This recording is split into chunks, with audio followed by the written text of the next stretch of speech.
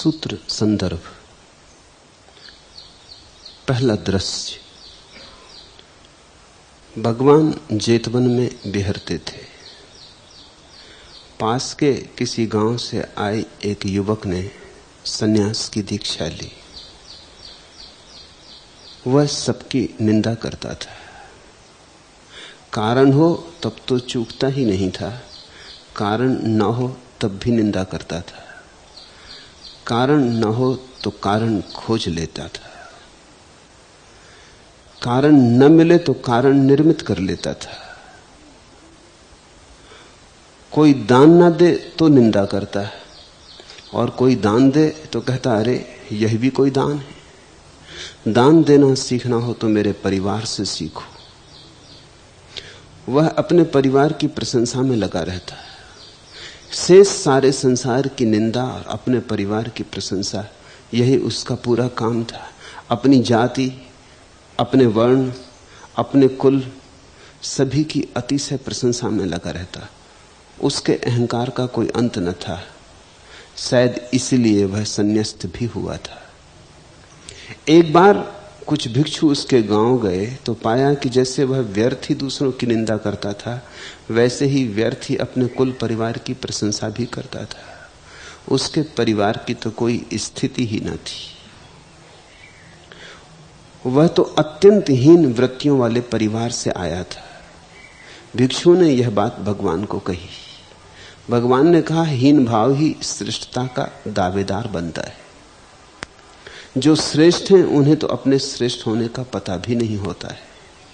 वही श्रेष्ठता का अनिवार्य लक्षण भी है। फिर यह भिक्षु न केवल इसी समय ऐसा करता घूमता है, पहले भी ऐसा ही करता था और जन्मों में भी ऐसा ही करता था। जन्म जन्म इसने ऐसे ही कमाए। जितनी शक्ति इसने दूसरों की निंदा और स्वयं की प्रशंसा में व्यय की है, उतनी शक्ति से तो यह कभी का निर्वाण का अधिकारी हो गया होता है।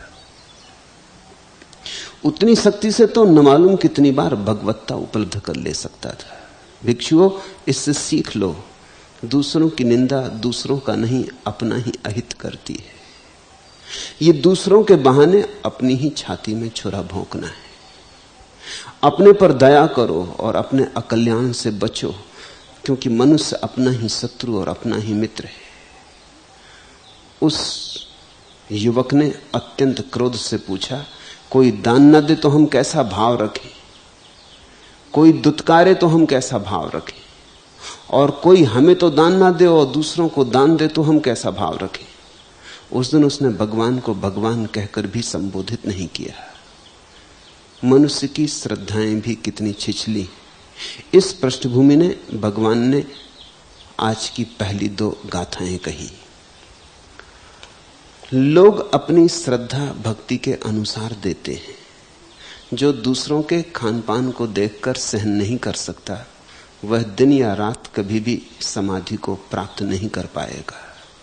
जिसकी ऐसी मनोवृत्ति उच्छिन्न हो गई है, समूल नष्ट हो गई है, वही दिन या रात कभी भी समाधि को प्राप्त करता है। ददाति वे यथा सद्धम यथा पसादनम जनो तत् यो मंकु भवति परेशम पान भोजने नासो देवा व रत्तिम व समाधिम अधिगच्छति यस्य चातम समुच्छिन्नम मूल घंचम समूहतम सवे देवा व रत्तिम व समाधि अधिगच्छति। तो पहले तो इस पृष्ठभूमि का ठीक ठीक विश्लेषण समझे। कथा छोटी सीधी सादी है, पर अत्यंत मनोवैज्ञानिक है। भगवान के पास एक युवक ने दीक्षा ली, और कथा कहती है कि शायद इसलिए दीक्षा ली कि वो युवक अत्यंत अहंकारी था। यह बात पहले समझ लेने जैसी। लोग धन भी जोड़ते अहंकार के लिए और त्याग भी करते अहंकार के लिए।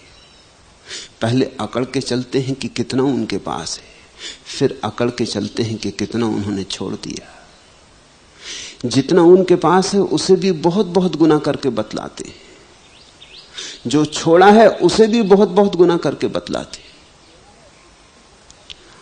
लेकिन हर हालत में आदमी अपने अहंकार को ही भजता है। मैं कुछ विशिष्ट हूं, मैं कुछ अनूठा हूं, अद्वितीय हूं, मैं कुछ अलग हूं, औरों जैसा नहीं हूं, मैं असाधारण हूं, सामान्य नहीं हूं। इसी चेष्टा में आदमी लगा रहता, कभी धन कमा के, कभी बड़ी दुकान चला के, कभी किसी बड़े पद पर प्रतिष्ठित होकर, कभी सबको लात मारकर, लेकिन सबके पीछे मूल आधार एक ही है कि मैं कोई साधारण आदमी नहीं। आदमी साधारण से बड़ा डरता है। सोचो, ये भाव ही कि मैं साधारण हूं छाती पे पत्थर जैसा रख जाता है। ये ख्याल ही कि मैं असाधारण हूं, विशिष्ट हूं, कुछ अनूठा हूं, और तुम्हें पंख लग जाते। लेकिन अगर तुम असाधारण हो तो सभी कुछ असाधारण है। पत्ते, फूल, पत्थर, चांद तारे, सभी कुछ असाधारण है। और अगर सभी कुछ असाधारण है तो फिर साधारण असाधारण का भेद ही क्या? जिन्होंने जाना है उन्होंने कहा है ना तो कोई साधारण है ना कोई असाधारण, अस्तित्व एक है। इसलिए कौन साधारण होगा, कौन असाधारण होगा? तो या तो कहो सभी साधारण है तब भी सच, या कहो सभी असाधारण है तब भी सच। लेकिन एक को साधारण और एक को असाधारण करने में भूल हो जाती, कोटियां बांटी की भूल हो जाती, वर्ग बांटे की भूल हो जाती, वर्ण बनाए की भूल हो जाती। कहा कि ब्राह्मण शूद्र, भूल हो गई। कहा कि ऊंचा नीचा, भूल हो गई। कहा कि शुभ अशुभ, भूल हो गई। जहां तक भेद है और जहां तक द्वंद्व है वहां तक संसार है। तो एक आदमी कहता है कि देखो मैं कितना बुद्धिमान, और एक आदमी कहता है देखो मेरे पास कितना धन, और एक आदमी कहता है देखो मेरे पुण्य, मैंने कितना पुण्य किया। इनमें कोई फर्क है? इनमें कोई भी फर्क नहीं। जब तक आदमी कहता देखो मैं विशिष्ट, तब तक कोई फर्क नहीं। इस जगत में जो आदमी साधारण होने को राजी है वही असाधारण है।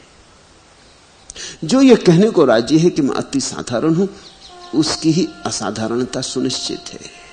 क्यों? क्योंकि प्रत्येक को असाधारण होने का ख्याल है, इसलिए असाधारण का भाव तो बड़ा साधारण है। तुम अगर कुत्ते से पूछो, घोड़े से पूछो, पशु पक्षियों से पूछो, अगर वो बोल सकते तो वो भी कहते कि तुम हो क्या? आदमी मात्र, असाधारण हम हैं। तुम पत्थर से पूछो, अगर पत्थर बोल सकता तो वो भी कहता कि तुम तो बस आदमी हो, आज हुए कल गए, हम सदा रहते हैं, हम असाधारण हैं।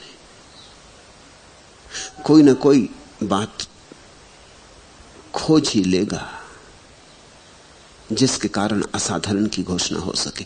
असाधारण की घोषणा में अहंकार है।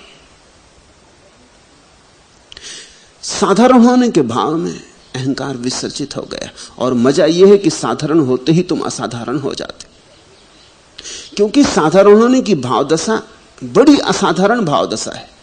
कभी कोई बुद्ध, कभी कोई कृष्ण, कभी कोई क्राइस्ट इस दशा को उपलब्ध होते हैं। ये कथा कहती उस युवक ने अहंकार के कारण ही शायद संन्यास लिया। यदि कोई अहंकार के कारण ही संन्यास ले तो संन्यास व्यर्थ हो गया। अहंकार से जाग के कोई संन्यास ले तो संन्यास की सार्थकता है। कोई ये देख के संन्यास ले कि अहंकार व्यर्थ है, दुख लाता है, नरक है, और अहंकार को छोड़कर जागे तो संन्यास है। नहीं तो संसार से सन्यासी हो गए। अहंकार वैसा का वैसा रहा तो रोग पुराना रहा, नाम बदल लिया। भीतर तो पुराना ही कचरा रहा, ऊपर रंग रोगन कर लिया। ये झूठ चल नहीं सकता। इस झूठ का कोई ज्यादा अर्थ नहीं है, ये प्रकट हो जाएगा। इसलिए युवक सन्यासी तो हो गया, लेकिन पुरानी आदत न छूटी। पुरानी आदत थी अपने को विशिष्ट मानने की। अब अपने को विशिष्ट मानना हो तो दूसरे कुछ भी नहीं है, यह सिद्ध करना जरूरी है। दूसरों की निंदा जरूरी है। अहंकार की छाया की तरह दूसरों की निंदा चलती है। दूसरे कुछ भी नहीं। ये बताना ही पड़ेगा, ये रोज रोज बताना पड़ेगा। तो वो युवक निंदा करने में संलग्न रहता, और अब निंदा कर भी सुविधा से सकता था क्योंकि सन्यासी था। तुम जाओ मंदिरों में, आश्रमों में, तुम्हारे तथाकथित साधु सन्यासी को सुनो, वो निंदा कर रहा है, वो उन चीजों की निंदा कर रहा है जिनका तुम भोग करने में आतुर उत्सुक हो। और शायद वो भी तुम्हें इसलिए प्रभावित करता है कि उन्हीं बातों की निंदा करता है जिनमें तुम्हारा रस है। तुम भी जानते हो कि तुम्हारा रस है, उसका भी रस है, नहीं तो निंदा कभी की खो गई होती। जब कोई साधु सन्यासी समझाता हो कि धन मिट्टी है, तो जानना कि उसे धन में अभी भी धन दिखाई पड़ता है, क्योंकि वो ये तो नहीं समझाता कि मिट्टी मिट्टी है, धन मिट्टी है। जब कोई साधु सन्यासी समझाता हो कि स्त्री के शरीर में क्या है, हड्डी मांस मज्जा मल मूत्र और कुछ भी नहीं है, जब वो तुम्हें ऐसा समझाता हो तो जान लेना उसे अभी स्त्री का रूप आकर्षित करता है। वो तुम्हें नहीं समझा रहा, तुम्हारे बहाने अपने को समझा रहा है।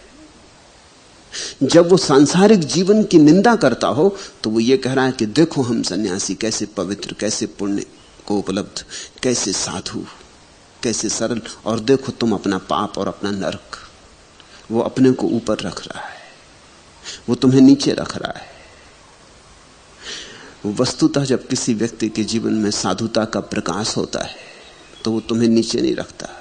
वो तो कहता है तुम भी भगवान हो, तुम भी आत्मवान हो, तुम भी वही हो जहां मैं हूं। मुझे पता चल गया, तुम्हें पता नहीं चला, इतना सा भेद है। ये भी कोई खास भेद है?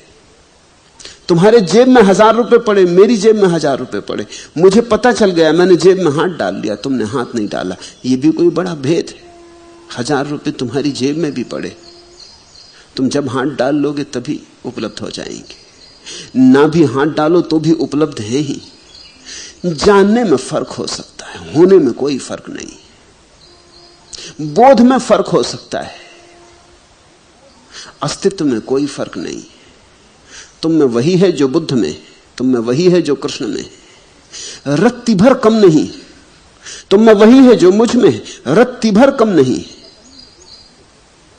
सिर्फ तुमने कभी अपनी गांठ खोलकर देखी नहीं, तुमने कभी अपने भीतर टटोला नहीं। बस टटोलने का फर्क है। जिस दिन टटोल लोगे उसी दिन हो जाएगा। ऐसा नहीं कि तुम पापी हो, परमात्मा पापी कैसे हो सकता है? ऐसा नहीं कि तुम नारकी हो, परमात्मा कैसे नारकी हो सकता है?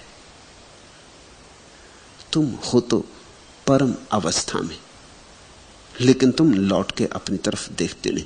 तुम्हारी आंखें बाहर भटक रही, बाहर भटकती आंखें भीतर के खजाने से अपरिचित रह जाती। बस इतना ही फर्क है। फिर अगर साधु को भी यह न दिखाई पड़े कि फर्क ना के बराबर है, ना कुछ है, तो फिर किसको दिखाई पड़ेगा? बुद्ध से किसी ने पूछा कि जब आप ज्ञान को उपलब्ध हुए फिर क्या हुआ? बुद्ध ने कहा फिर एक बात घटी, जिस दिन मैं ज्ञान को उपलब्ध हुआ उसी दिन सारा संसार मेरे लिए ज्ञान को उपलब्ध हो गया। उस दिन से मैंने अज्ञानी नहीं देखा। बुद्ध का सारा जीवन लोगों को यही समझाने में बीता कि तुम अज्ञानी नहीं हो, तुम जिद करते हो कि हम अज्ञानी, और बुद्धों का सारा प्रयास यही है समझाना कि तुम नहीं हो, तुम्हारी भ्रांति तोड़नी है। तुम मालिक हो, तुमने गुलाम समझा हुआ है। तुम विराट हो, तुमने छोटे के साथ अपना संबंध बना लिया। आंखें आकाश की तरफ उठाओ, सारा आकाश तुम्हारा है, तुम आंखें जमीन पर गड़ाए खड़े हो। इससे यह नहीं होता कि आकाश तुम्हारा नहीं रहा, सिर्फ तुम्हारी आंखें छोटे में उलझ गई। मगर आंखों की क्षमता आकाश को भी समा लेने की है। कितने ही छोटे में उलझे रहो, जिस दिन आंख उठाओगे उस दिन पूरा आकाश तुम्हारी आंखों में प्रतिबिंबित हो उठेगा। बुद्ध ने कहा जिस दिन मैं ज्ञान को उपलब्ध हुआ सारा संसार ज्ञान को उपलब्ध हुआ। आदमियों की तो छोड़ ही दो, पशु पक्षी पौधे सब आत्मज्ञान को उपलब्ध हो गए। आत्मज्ञानी जब अपने खजाने को देखता है उसी क्षण उसे दिखाई पड़ जाता सब खजाना लिए चल रहे, सबके भीतर दीप्त है वो दिया, सबके भीतर रोशनी जल रही। अजीब है, हालत कि लोग अपनी रोशनी नहीं देखते, भागे चले जा रहे हैं रोशनी की तलाश में, भागे चले जा रहे हैं धन की तलाश में, और धन भीतर पड़ा है, ऐसा धन जिसे तुम चुकाओ तो भी चुके नहीं, जिसे तुम उलीचो तो उलीच ना पाओ, जिसे तुम फेंकते जाओ और बढ़ता चला जाए, ऐसा धन, ऐसा परम धन भीतर पड़ा है। बुद्ध पुरुष तुम्हें पापी से पुण्यात्मा नहीं बनाते, तुमने अपने को देखा नहीं है, बस तुम्हें अपने को देखने की सूझ सीख देते हैं। यह युवक सबकी निंदा में संलग्न रहता है, कारण हो तब तो चूकता ही नहीं था, तब तो चूके ही कैसे। जिसको निंदा करनी है वो कारण होगा तब तो चूकेगा ही नहीं, कारण नहीं होगा तब कारण निर्मित करेगा। जिसको निंदा नहीं करनी है वो कारण तो निर्मित करेगा ही नहीं, जब कारण होगा तब भी दया करेगा, तब भी वो कहेगा तुम्हारी मर्जी, तुम्हें जैसा जीना तुम जियो, मैं कौन, मैं हस्तक्षेप करूं ऐसा मैं कौन, मैं बाधा डालूं, मैं कहूं कि बुरा भला ऐसा मैं कौन। तुम्हारा जीवन है, तुम अपने जीवन के मालिक हो, तुमने जैसा उसे जीना चाहा है तुम जियो, निंदा नहीं होगी। जीसस के पास एक स्त्री को लाया गया है, गांव स्त्री के खिलाफ है क्योंकि स्त्री ने व्यभिचार किया है, और पुरानी बाइबल कहती है कि जो स्त्री व्यभिचार करे उसे पत्थरों से मार डालना चाहिए। जीसस नदी के किनारे रेत पर बैठे, सारा गांव इकट्ठा हो गया है, और उन्होंने कहा जीसस से पूछ लो, ये बहुत ज्ञान की बातें करता है, और इससे एक बात यह भी पता चल जाएगी कि पुराने धर्म के पक्ष में है या विरोध में। तो उन्होंने पूछा कि तुम क्या कहते हो, पुराने पैगंबरों ने कहा है कि जो स्त्री अनाचार करे, व्यभिचार में पड़े, उसे पत्थर मार के मार डालना चाहिए, तुम क्या कहते हो। क्योंकि जीसस तो हमेशा ऐसा ही कहते थे, पुराने पैगंबरों ने ऐसा कहा लेकिन मैं ऐसा कहता हूं, तो अब तुम क्या कहते हो। जीसस ने कहा पुराने पैगंबरों ने कहा है कि जो तुम्हें ईंट मारे उसे तुम पत्थर मारना, और जो तुम्हारी एक आंख फोड़े तुम उसकी दूसरी भी फोड़ देना, लेकिन मैं तुमसे कहता हूं कि जो तुम्हारे एक गाल पे चांटा मारे तुम दूसरा गाल भी उसके सामने कर देना, और जो तुम्हारा कोट छीन ले कमीज भी उसे दे देना, और जो तुमसे कहे 1 मील तक इस बोझ को ढो, तुम 2 मील तक उसके साथ चले जाना। मैं तुमसे ऐसा कहता हूं। तो उन्होंने कहा अब तुम क्या कहते हो, पुराने पैगंबर कहते हैं पत्थर मार के इसे मार डालना। उन्होंने एक उपाय खोजा था जीसस को फांसने का, या तो जीसस कहेंगे पुराने पैगंबर गलत कहते तो भी वो जीसस पर नाराज होते, तो एक तुम ही पैगंबर हो, अब तक सब नासमझी हुए, या जीसस कहेंगे पुराने पैगंबर ठीक कहते हैं, तो हम कहेंगे फिर क्या हुआ तुम्हारे उस प्रेम के सिद्धांत का कि कोई एक गाल पे चांटा मारे तो दूसरा कर देना। पत्थर मार के मारने को मार डालने को कहते हो, हत्या के लिए कहते हो। दोनों हालत में जीसस फंस जाएंगे। गांव बड़ा उत्सुक था, गांव का जो रबाई था, जो धर्मगुरु था, वो भी आगे खड़ा था आगे कि पूछो इस युवक से ये क्या कहता है। और जीसस ने एक क्षण सोचा और कहा आप पत्थर उठा लें। नदी का किनारा था, पत्थर तो पड़े ही थे, ढेर लगे थे, लोगों ने पत्थर उठा लिए। और जिस ने कहा अब मैं कहता हूं जिस आदमी ने कभी व्यभिचार न किया हो या व्यभिचार का विचार न किया हो वो पहला पत्थर मारे। वो जो आगे खड़े बड़े बुजुर्ग थे धीरे धीरे भीड़ में पीछे हट गए। धर्मगुरु भी भीड़ में भीतर सरक गया। धीरे धीरे भीड़ छट गई। जीसस और वो स्त्री अकेले वहां छूट गए। वो स्त्री तो उनके पैरों में गिर पड़ी। उसने कहा तुमने मुझे जीवन दान दिया, तुमने मुझे बचा लिया, अन्यथा आज भी मुझे मार डालते, लेकिन पाप तो मैंने किया है। उनसे तो मैं इंकार भी करती रही, तुमसे मैं इंकार भी कैसे करूं। पाप तो मैंने किया है, अब तुम मुझे जो सजा देना चाहो दो। जीसस ने कहा मैं तुझे सजा देने वाला कौन। ये तेरे और तेरे परमात्मा के बीच की बात है, मैं बीच में आने वाला कौन। अगर तुझे लग गया कि पाप है तो अब मत करना, और अगर तुझे लगता हो कि पाप नहीं है तो तेरी मर्जी। जो तुझे पाप न लगे तो जरूर करना। रही बात निर्णय की तो तेरा परमात्मा और तेरे बीच निर्णय होगा, मैं कौन हूं बीच में। उस स्त्री के जीवन में क्रांति घट गई। क्रांति घट गई इसलिए कि इस आदमी ने निंदा नहीं की। इसने कहा मैं कौन हूं, इस आदमी ने कोई वक्तव्य भी ना दिया, इसने ये भी ना कहा कि ये पाप है। इसने कहा तुझे पाप लगता हो तो छोड़ देना। जब तुम्हें पाप लगता है तो छूट ही जाता है, छोड़ना भी नहीं पड़ता। दूसरे के कहने से कोई छोड़ता है।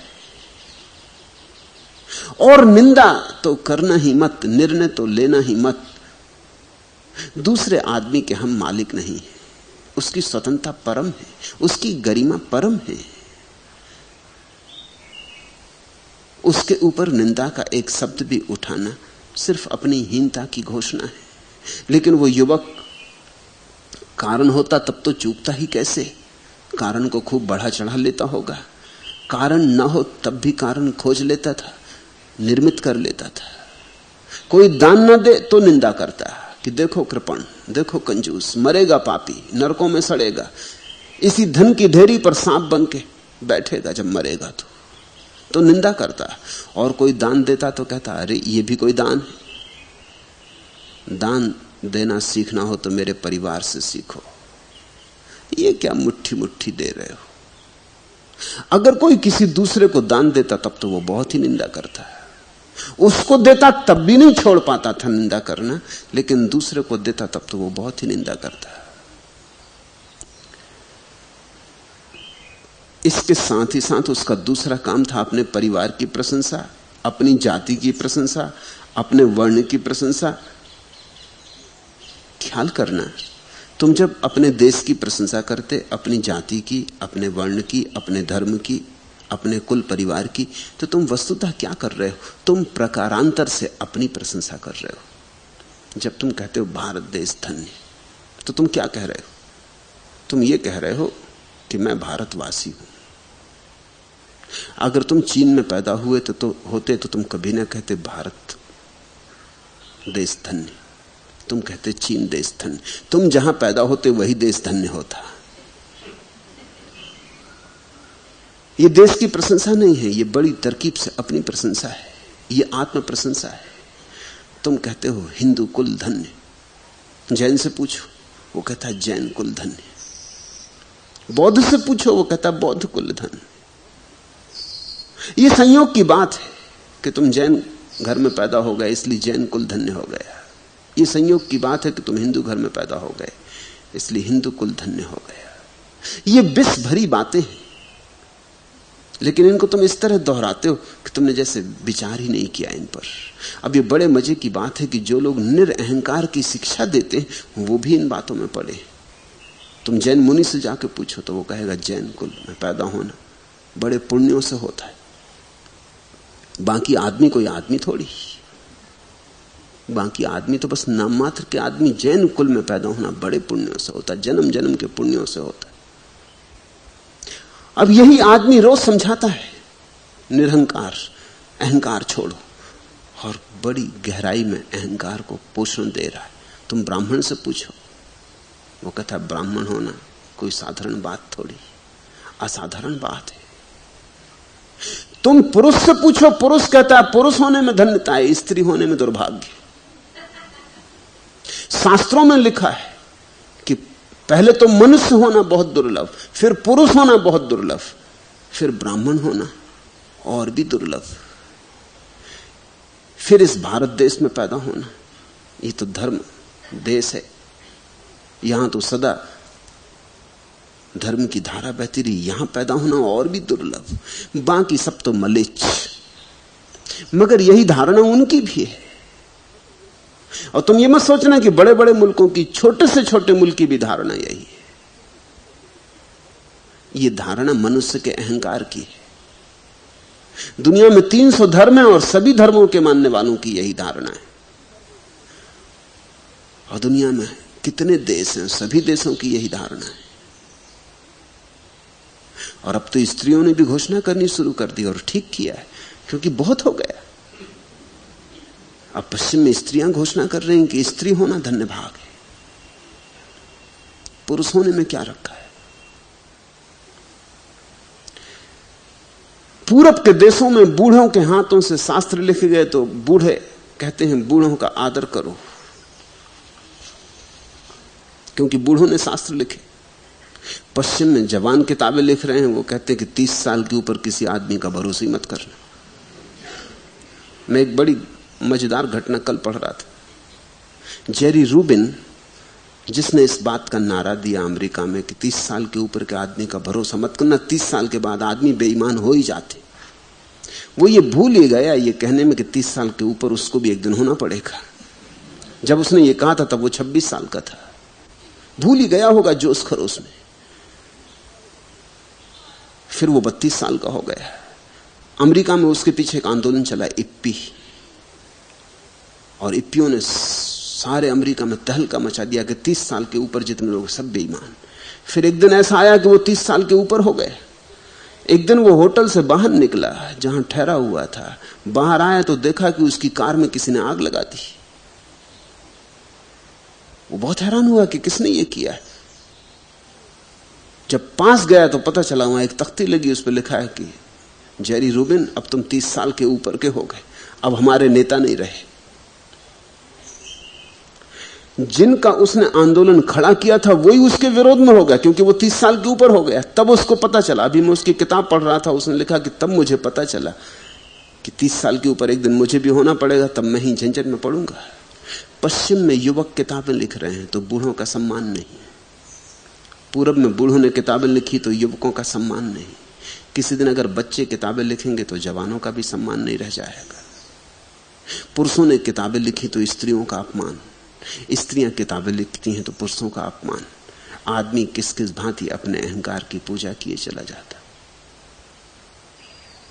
हम जो हैं, हम प्रकारांतर से उसकी प्रशंसा करते हैं। इससे जागना, ये अहंकार के सूक्ष्म सहारे हैं।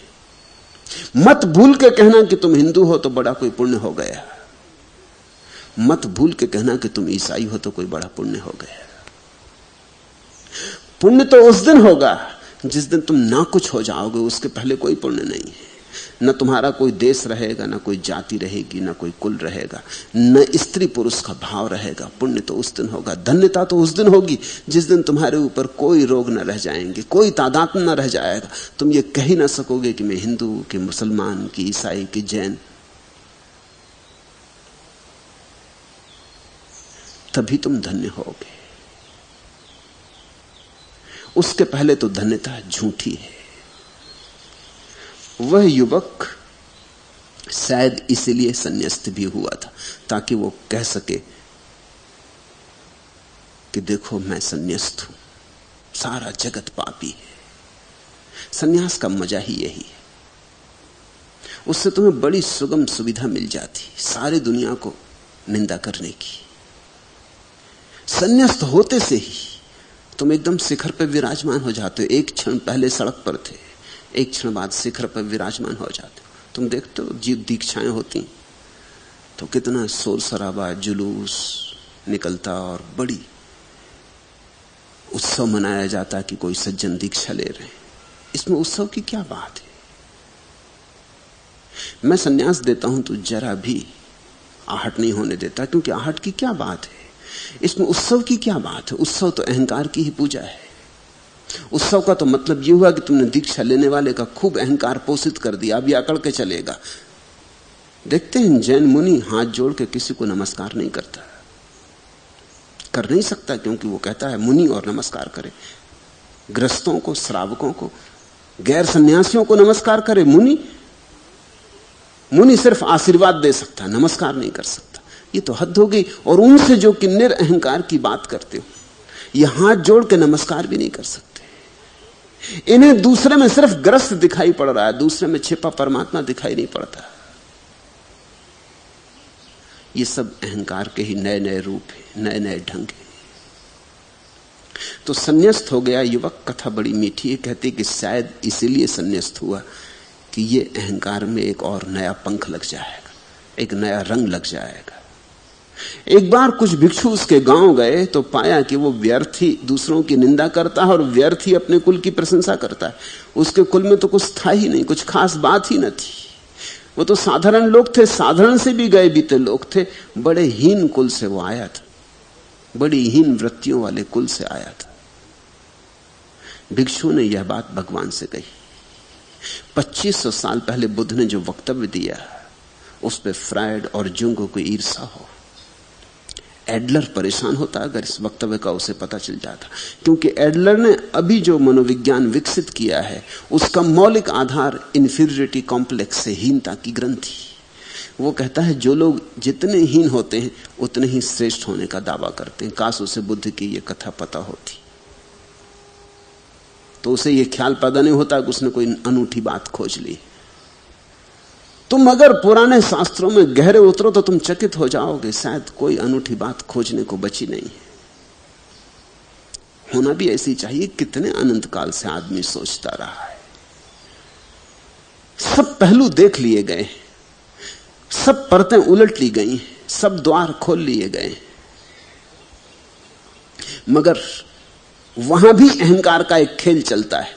हर युग कहता है कि जो हमने खोजा वो किसी ने नहीं खोजा, और हर आदमी कहता है कि जो मैं जानता हूं वो कोई नहीं जानता, मैं मौलिक हूं। ये सदियों से आदमी सोचता रहा है, हजारों वर्षों से आदमी चिंतन करता रहा है। बड़े बड़े मनीषी हुए, बचा कैसे होगा कुछ तुम्हारे लिए मौलिक होने को। जिससे कृष्णमूर्ति के अनुयायी कहते हैं कि कृष्णमूर्ति जो कहते हैं मौलिक है, तो उन्होंने अष्टावक्र नहीं पढ़ा, नहीं तो वो बड़े हैरान हो जाएंगे। कृष्णमूर्ति का एक भी वक्तव्य नहीं है जो अष्टावक्र वक्तव्य से आगे जाता हो। खैर कृष्णमूर्ति तो शास्त्र पढ़ते नहीं, उनकी जिद है कि वो पुराने शास्त्र पढ़ेंगे नहीं, चलो उनको क्षमा किया जा सकता है। मगर उनके शिष्य जो दावा करते हैं उनको तो कम से कम इधर उधर देखना चाहिए, इसके पहले कि मौलिक होने का दावा हो। ऐसा एक वक्तव्य नहीं है जो आदमी दे सके जो कि पहले नहीं दिया गया हो। यह हो सकता है कि समय ने बहुत धूल जमा दी हो, दूरी हो गई हो, हम भूल भी गए हो, लेकिन जो भी आज है वो कल भी था, परसों भी था, कल भी होगा, परसों भी होगा। हमारी मूढ़ता वैसी ही है जैसे गुलाब का एक फूल जो आज खिला है वो खिलते ही से कहे ऐसा फूल पृथ्वी पर कभी नहीं खिला। यह सूरज आज उगा है वो कहे कि ऐसा सूरज पहले कभी नहीं उगा। कि रात तारे आकाश में फैले हों और घोषणा करते हैं कि ऐसी तारों भरी रात पहले कभी नहीं हुई। जो आज हो रहा है वो सदा होता रहा है, आज अनूठा नहीं। सूरज के तले नया कुछ भी नहीं। हां, बहुत बार बातें खोजी जाती हैं फिर खो जाती, समय की धारा में भूल जाती, फिर खोज ली जाती। इसलिए हर खोज पुनर्खोज है, कोई खोज नई नहीं। बुद्ध ने कहा हीन भाव ही श्रेष्ठता का दावेदार बनता है। एडलर की पूरा मनोविज्ञान इस वचन में आ गया। तुम देखना आदमी के व्यक्तित्वों में झांकना तो तुम पाओगे जहां जहां हीनता की ग्रंथि होती है वहां वहां श्रेष्ठ होने का भाव पैदा होता है। चोर सिद्ध करने की कोशिश करता है कि मैं चोर नहीं। चोर बड़ी जोर से कोशिश करता है कि मैं चोर नहीं, क्योंकि वो डरा हुआ है भीतर से, हूं तो चोर ही, सिद्ध तो करूंगा, नहीं सिद्ध कर पाऊंगा तो पकड़ लिया जाऊंगा।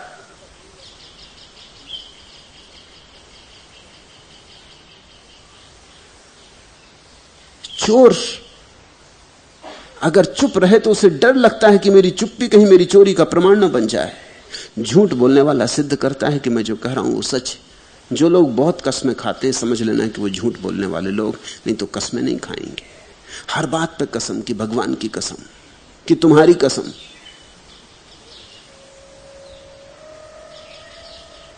जो आदमी कस्में खाता है ये झूठ बोलने वाला आदमी है, क्योंकि इसे सच अपने आप में काफी है ऐसा नहीं मालूम पड़ता। इसे लगता है कसम जोड़ो साथ में, अपने आप में तो कुछ है नहीं। कसम की बैसाखी लग जाए तो शायद झूठ थोड़ा चल जाए। सच बोलने वाला आदमी कसम नहीं खाएगा। कसम का मतलब यह होता है झूठ का तुम्हें पता है, अब तुम झूठ को लिपापोती कर रहे हो, अब तुम किसी तरह से प्रमाण जुटा रहे हो कि सच हो जाए।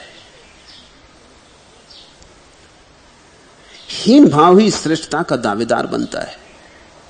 तुमने दुनिया में देखा, अगर तुम बड़े बड़े राजनीतिज्ञों की जीवन कथा पढ़ो तो तुम बहुत चकित हो जाओगे। उनमें कोई न कोई हीनता की ग्रंथि थी, इसलिए वो पदों की तरफ भागे।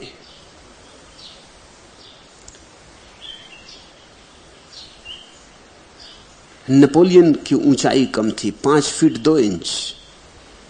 मनोवैज्ञानिक कहते हैं यही कारण था। वो हमेशा बेचैन था इस बात से कि उसकी ऊंचाई बहुत कम है। वो दुनिया को बताना चाहता था मेरी ऊंचाई कितनी। वो ये दिखाना चाहता था कि मेरे शरीर से मुझे मत तौलो, शरीर में क्या रखा है, मेरी असली ऊंचाई देखो, मेरे सिंहासन से देखो। उसने दुनिया का सबसे बड़ा सिंहासन बनवाया था ताकि उसके ऊपर बैठ के वो दिखला सके। वो चाहता था सारी दुनिया को जीत लूं ताकि मैं बता सकूं कि मेरी ऊंचाई कितनी। एक दिन वो घड़ी ठीक करना चाहता था, घड़ी जरा ऊंची लगी थी दीवार पर और उसका हाथ नहीं पहुंच रहा था। तो उसका जो अंग रक्षक था उसने कहा, रुकिए महानुभाव, मैं आपसे ऊंचा हूं, मैं ठीक कर दूंगा। उसने कहा कि चुप, भूल के इस तरह का शब्द मत उपयोग करना, मुझसे ऊंचा, मुझसे लंबा है, ऊंचा नहीं। उसने तत्काल सुधार करवा दिया। लंबाई और ऊंचाई में फर्क होता। मुझसे लंबा तो जरूर है, लेकिन ऊंचा क्या है? ऊंचा कैसे होगा?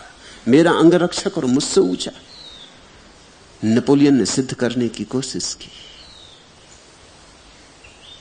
कहते हैं कि लेनिन जब बैठता था तो उसके पैर बहुत छोटे थे, ऊपर का शरीर तो ठीक था, पैर बहुत छोटे थे। कुर्सी पे लटक जाते थे पैर, उसके जमीन से नहीं लगते थे। इससे वो बड़ा पीड़ित था, वो छिपा के बैठता था अपने पैरों को।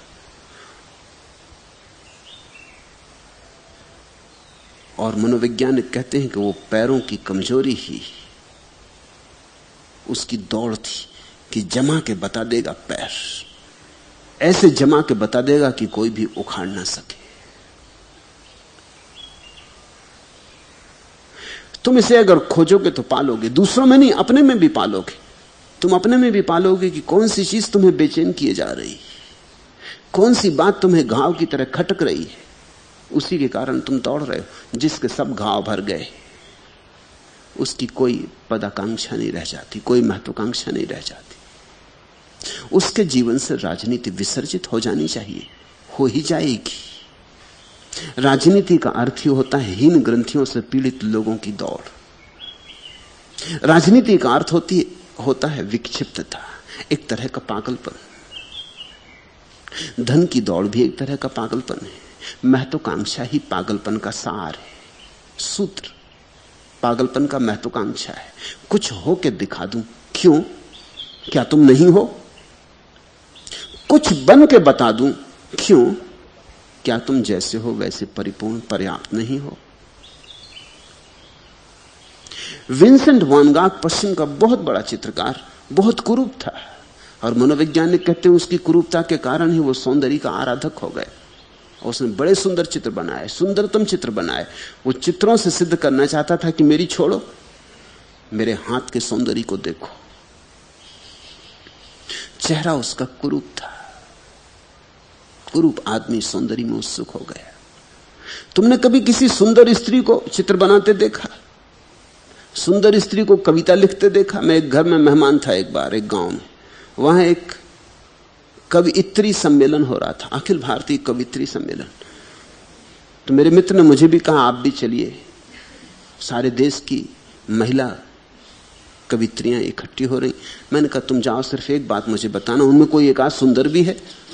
उन्होंने कहा क्यों, आप ऐसा प्रश्न क्यों उठाते? मैंने कहा तुम जाके फिर मुझे बताना। वो जब रात 12 बजे लौटे, मैं तो सो गया था, मुझे आके उठाया। उन्होंने कहा कि मैं रात भर रख नहीं सकूंगा इस बात को, मैंने आपने हैरान कर दिया। उनमें एक भी सुंदर नहीं थी। मगर आपने ये प्रश्न क्यों पूछा था? मैंने कहा प्रश्न इसलिए पूछा था कि सुंदर स्त्री कुछ और करती नहीं, सौंदर्य काफी। असुंदर स्त्रियां कुछ करती देखी जाती, समाज सेविकाएं बन जाएंगी, कवित्रियां बन जाएंगी, चित्रकार बनेंगी, क्योंकि सौंदर्य की कमी है, कुछ खटक रहा है। जो खटक रहा है उसे किसी तरह भरना होगा, तो कुछ करके उसे भर लिया जा सकता है।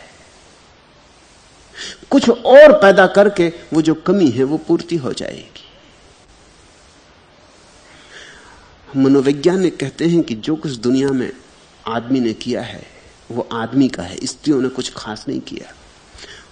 और जिस कारण को वो कहते हैं कि क्यों ऐसा हुआ, वो कारण सुनने और समझने जैसा है।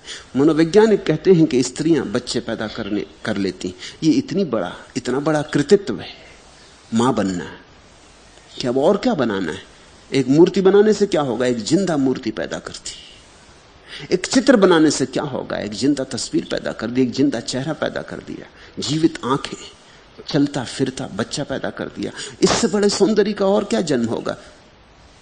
स्त्रियां तृप्त हैं एक बच्चे को जन्म देके, पुरुष बड़ा बेचैन है। स्त्रियों के सामने वो अपने को जरा असहाय पाता है, वो किसी चीज को जन्म नहीं दे सकता है, तो इसकी परिपूर्ति करता है। वो एक मूर्ति बनाएगा, एक चित्र बनाएगा, कविता लिखेगा, काव्य रचेगा, कुछ करके वो सृजनात्मक होता है सिर्फ इसीलिए ताकि स्त्री के साथ प्रतिस्पर्धा कर सके, वो कह सके मैंने भी कुछ बनाया है।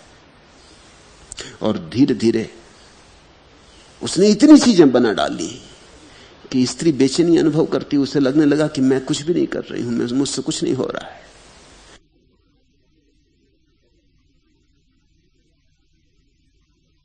पुरुष ने इतना बना डाला, तुम चकित होगे। जिन कामों में स्त्रियों को ही खोज करनी चाहिए उनमें भी पुरुष ही खोज करता है। पाक शास्त्र भी पुरुष लिखते हैं, स्त्रियां नहीं लिखती। और दुनिया की बड़ी होटलों के जो बड़े से बड़े भोजन बनाने वाले लोग हैं, रसोई हैं, वो पुरुष हैं, स्त्रियां नहीं। क्यों? स्त्री तृप्त है, पुरुष अतृप्त है। कुछ बात खटक रही, कुछ कम कम है, कुछ खाली जगह, तो कुछ करके इसे पूरा कर लेना। कुछ भी करने से पूरा नहीं होता, क्योंकि कमी कैसे पूरी हो सकती है? कमी तो स्वीकार करने से विसर्जित होती। इसलिए जब तक कोई व्यक्ति धार्मिक जगत में प्रवेश नहीं करता, उसकी हीनता नहीं मिटती। वो लाख उपाय कर ले, धन इकट्ठा कर ले, पद इकट्ठा कर ले, प्रतिष्ठा बना ले, कमी नहीं मिटती। तो बुद्ध ने कहा, हीन भाव ही श्रेष्ठता का दावेदार बनता है।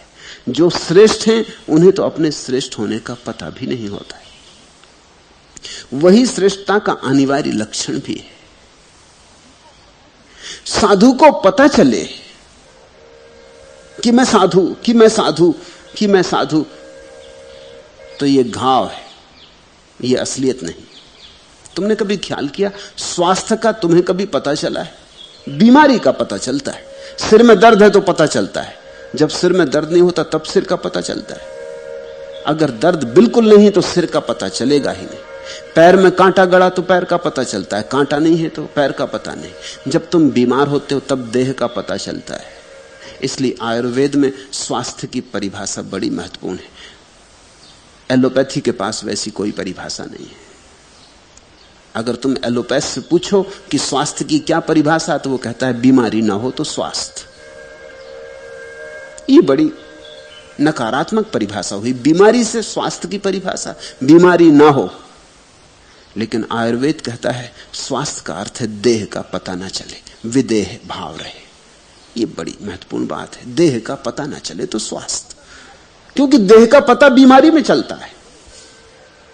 ठीक ठीक स्वस्थ आदमी विदेह हो जाता है, इसलिए हमने जनक को विदेह कहा है।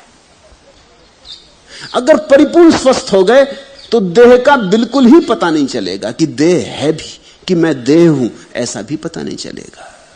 सिर दर्द के कारण सिर का पता चलता, कांटे के कारण पैर का पता चलता। तुमने देखा श्वास में तकलीफ हो तो श्वास का पता चलता, नहीं तो श्वास चल रही वर्षों से, उसका पता ही नहीं चलता। पेट में पाचन होता है, इतना काम चलता है, खून बनता, मांस मज्जा बनती, पता ही नहीं चलता। हां, जरा सी तकलीफ हो जाए तो पता चलता है। बुद्ध कहते हैं श्रेष्ठता का यह अनिवार्य लक्षण है कि उसका पता ना चले। साधु वही जिसे साधु होने का पता ना चले। सत्य उसी को मिला जिसे मिलने का भी पता ना चले, सहज हो। यह भिक्षु बुद्ध सदा ऐसा कहते थे। जब भी किसी का प्रश्न उठता था तो वो सदा उसके अतीत जन्मों को भी ख्याल में लाते थे। बुद्ध की अनिवार्य प्रक्रियाओं में वो भी एक प्रक्रिया थी। जब भी वो किसी आदमी को देखते तो गौर से उसकी श्रृंखला को भी देखते, क्योंकि बुद्ध कहते जो आज हो रहा है उसके बीज कल रहे होंगे, उसके बीज परसों रहे होंगे। फसल आज कट रही है तो आज ही थोड़ी बीज बोए होंगे, बीज तो जन्मों जन्मों में बोए होंगे। तो वो कहते कि ये भिक्षु न केवल ऐसा करता आज घूम रहा है, पहले भी ऐसा ही करता था। ये इसके जन्मों जन्मों की आदत है। हर आदत के पीछे आदत होती है, हर आदत के पीछे पुरानी आदतें होती, आदत के पीछे आदत का क्यू लगा होता है। तो हम जो भी कर रहे होते हैं वो आज ही अचानक नहीं कर रहे होते, उसके पीछे करने की बड़ी श्रृंखला होती। इसलिए तुम अगर उसे आज ही बदलना चाहो, छोड़ना चाहो तो न छोड़ सकोगे जब तक तुम पूरी श्रृंखला को समझ के न छोड़ने को राजी हो जाओ। एक आदमी सिगरेट पी रहा है, हम उससे कहते हैं छोड़ दो, वो भी जानता है कि बुरा है और वो कहता है छोड़ना भी चाहता हूं, छूटती नहीं। तुम श्रृंखला नहीं देख रहे हो। सिगरेट पीने के पीछे श्रृंखला होगी बहुत सी और बातों की। उन सारी बातों का जब तक बोधपूर्वक विश्लेषण ना हो, जब तक ये जागरूक ना हो जाए, तब तक सिगरेट न छूटेगी। ये तो ऐसे ही जैसे कोई आदमी फूल को काट दे और वृक्ष तो बना रहे, फिर फूल आ जाएगा, शायद पहले फूल से बड़ा फूल आ जाएगा, क्योंकि वृक्ष भी जवाब देगा।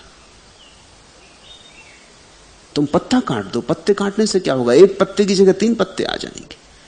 तुम शाखा काट दो, वृक्ष बदला लेगा, वृक्ष 2 शाखाएं पैदा कर देगा। आखिर उसको भी अपने अस्तित्व के लिए लड़ना पड़ता है। ऐसे जल्दी से मान ले हर किसी की एक आदमी शाखा काट गए और वो चुपचाप हो जाए, फिर शाखा ना होगा, तो क्या जिएगा? खाक जिएगा। संघर्ष करना होगा। वो 2 शाखा पैदा करेगा कि काटने वालों को अब काटना हो तो दुगनी मेहनत करनी पड़ेगी, 2 काटो तो 4 पैदा करेगा। इसलिए तो माली जब वृक्ष को घना करना चाहता है तो काटता है, कलम करता है, क्योंकि जैसे जैसे काटता है वृक्ष घना होता जाता है। अगर तुम्हें बड़ा फूल चाहिए तो जिस वृक्ष पे 100 फूल लगते 99 काट दो, एक को छोड़ दो, तो वृक्ष 100 ही फूलों में जो रस बहाता वो एक में ही बहा देगा। वो जवाब देगा, वो कहेगा कि समझा क्या है। अगर तुम्हारी कोई आदत है तो उसके पीछे श्रृंखला है, उसकी जड़ें हैं, पत्ते हैं, डालें हैं, वृक्ष हैं, और जड़ें छिपी हैं भूमि के अंतर्गर्भ में। ऐसे ही मनुष्य के पिछले जन्मों में मनुष्य की जड़ें छिपी हैं। तो बुद्ध सदा कहते थे कि आज ही ऐसा करता है, ऐसा नहीं। आज ही तो कैसे करेगा? अकस्मात कुछ भी नहीं होता, अनायास कुछ भी नहीं होता। सब चीजें सकारण है, उनके पीछे कारण की श्रृंखला है। पहले भी ऐसा ही करता था, जन्म जन्म इसने ऐसे ही गमाए। जितनी शक्ति इसने दूसरों की निंदा और स्वयं की प्रशंसा में व्यय की है, उतनी शक्ति से यह कभी निर्वाण का अधिकारी हो गया होता। भिक्षुओं, इससे सीख लो, दूसरों की निंदा दूसरों का नहीं, अपना ही अहित है। क्योंकि दूसरों की निंदा में तुम जो शक्ति व्यय कर रहे हो, उससे कुछ भी तुम्हारा लाभ होने वाला नहीं। और जो शक्ति गई गई, व्यर्थ गई, उसका कुछ सृजनात्मक उपयोग करो। जितनी बात तुम निंदा करने में व्यय कर रहे हो, उतने में भजन भी हो सकता था, उतनी ही शक्ति से ओंकार का नाद भी हो सकता था। जितनी देर तुमने गालियां दी, उतनी देर जप भी हो सकता था। और जिस हाथ की ऊर्जा से तुमने किसी पे पत्थर फेंका, वही हाथ की ऊर्जा माला पर, माला के मन के भी फेर सकती थी। ऊर्जा तो वही है, ऊर्जा में तो कोई भेद नहीं है। मैं एक उल्लेख पढ़ रहा था, एक मनोवैज्ञानिक एक मित्र से मिला और मित्र को अल्सर हो गए। मित्र एक राजनीतिज्ञ है। अब राजनीतिक को अल्सर ना हो, यह बड़ी कठिन बात है। तो मनोवैज्ञानिक ने कहा, तुम ऐसा करो, निक्सन का तुम्हारा जो विरोध है वही इस अल्सर का कारण है। वो निक्सन विरोधी था, वो निक्सन को उखाड़ने में लगा था। तो तुम एक काम करो कि तुम रोज रात एक तकिए पर बड़े बड़े अक्षरों में निक्सन लिख लो, फोटो लगा दो निक्सन की, और मारो, अच्छी पिटाई करो। जब तुम्हारा मन भर जाए तब सो गए। इससे काफी राहत मिलेगी। नहीं तो तुम्हारे भीतर घुमड़ता रहता, घुमड़ता रहता, घुमड़ता रहता, वही अल्सर बन रहा है। वो राजनीतिक घासा। उसने कहा तुमने समझा क्या? ये मुझे पता है कि तकिया निक्सन नहीं है। मैं तो असली निक्सन को जब तक न पीट लूं तब तक तृप्ति नहीं हो सकती। अल्सर रहें कि जाएं। तकिया तकिया है, तुम किसको धोखा दे रहे हो? तो उस मनोवैज्ञानिक ने कहा फिर ऐसा, अगर ऐसे ही है तो फिर लकड़ी काटना शुरू कर दो। ये बात आई गई हो गई। 4 महीने बाद संयोग की बात, उस राजनीतिक ने लकड़ी तो काटी भी नहीं, लेकिन 4 महीने बाद किसी मित्र के साथ पहाड़ पर विश्राम को गया और उस पहाड़ी स्थान पर जहां वे रुके थे ना बिजली का इंतजाम था ना कुछ, तो लकड़ियां काटनी पड़ी। लकड़ियां काट के ही घर को गर्म भी करना, पानी भी उबालना, खाना भी बनाना। तो उसने लकड़ियां काटी। वो 1 महीने पहाड़ पर था, लकड़ियां काटता रहा। जब लौट के आया और डॉक्टरों को दिखाया तो उन्होंने कहा चमत्कार, तुम्हारे अल्सर खो गए। तब उसे याद आया कि उस मनोवैज्ञानिक ने, मेरे मित्र ने कहा था कि फिर लकड़ियां काटने लगो। तो लकड़ियां काटने से अल्सर कैसे खो गए? ऊर्जा तो वही है। अगर भीतर घुमड़ती रहे तो अल्सर बन सकती है, बाहर निकल जाए तो लकड़ी काट सकती है। तुम्हारे पास ऊर्जा एक ही है, इससे तुम गाली देते हो, इसी से तुम प्रभु स्मरण करते हो। यही ऊर्जा धन की तलाश में जाती, यही ऊर्जा ध्यान की तलाश करती, यही ऊर्जा संसार बनती, यही ऊर्जा निर्वाण बन जाती। इसलिए बुद्ध ने कहा इतनी शक्ति अगर इसने अपनी खोज में लगाई होती तो अब तक भगवत्ता को उपलब्ध हो गया होता, भगवान हो गया होता। इससे कुछ सीख लो, अपने पर दया करो। बुद्ध सदा कहते थे अपने पर दया करो, वो नहीं कहते थे दूसरों पर दया करो। दूसरों पर तुम कैसे दया करोगे जब तक अपने पर ही दया नहीं की? जो आदमी अपने पर ही नाराज है वो इस पूरे संसार पर नाराज रहेगा, और जो आदमी अपने पर दया करता है वो किसी पर नाराज ना रहेगा। जिसने अपने को प्रेम करना सीख लिया वो सारे संसार को प्रेम करना सीख लेगा। मैं भी तुमसे यही कहता हूं कि अपने को प्रेम करो, अपने पर दया करो। तुमने अपनी खूब हानि की है, और अक्सर तुम सोचते हो दूसरों की हानि कर रहे हो, तभी तुम अपनी हानि कर रहे हो। तुमने जो जो पत्थर दूसरों पर फेंके वो तुम्हारी छाती में ही चुभ गए, और तुमने जो तीर दूसरों को मिटाने के लिए चलाए उन्हीं का विष तुम्हें खाया जा रहा है। तुमने जो गड्ढे दूसरों के लिए खोदे उन्हीं में तुम गिर गए हो। इस जगत में तुम जो गड्ढे दूसरों के लिए खोदते हो वो अंततः तुम्हारी ही कब्र सिद्ध होते। अपने पे दया करो और अपने अकल्याण से बचो। मनुष्य अपना ही शत्रु और अपना ही मित्र है। अगर तुम अपनी ऊर्जा का सम्यक उपयोग कर लो तो मित्र, असम्यक उपयोग करो तो शत्रु। उस युवक ने बड़े क्रोध से कहा कोई दान ना दे तो हम कैसा भाव रखें? उसको लगा होगा ये क्या फिजूल की बात कर रहे हैं, कोई दान ना दे तो हम कैसा भाव रखें? जैसे कि दान देना दूसरों का कर्तव्य ही है, देना ही चाहिए। तुमने देखा कभी भिखारी दरवाजे के बाहर खड़ा हो जाता है, अगर न दो तो तुम्हें पापी समझता है, न दो तो वो इस तरह जाता है कि जैसे तुमसे जैसा जघन्य अपराधी उसने कभी नहीं देखा। जैसे कि ये तो बड़ी कृपा थी उसकी, उसने तुम्हारे द्वार पर भिक्षा मांगी, तुम पर बड़ा अनुग्रह किया था उसने। धीरे धीरे लोग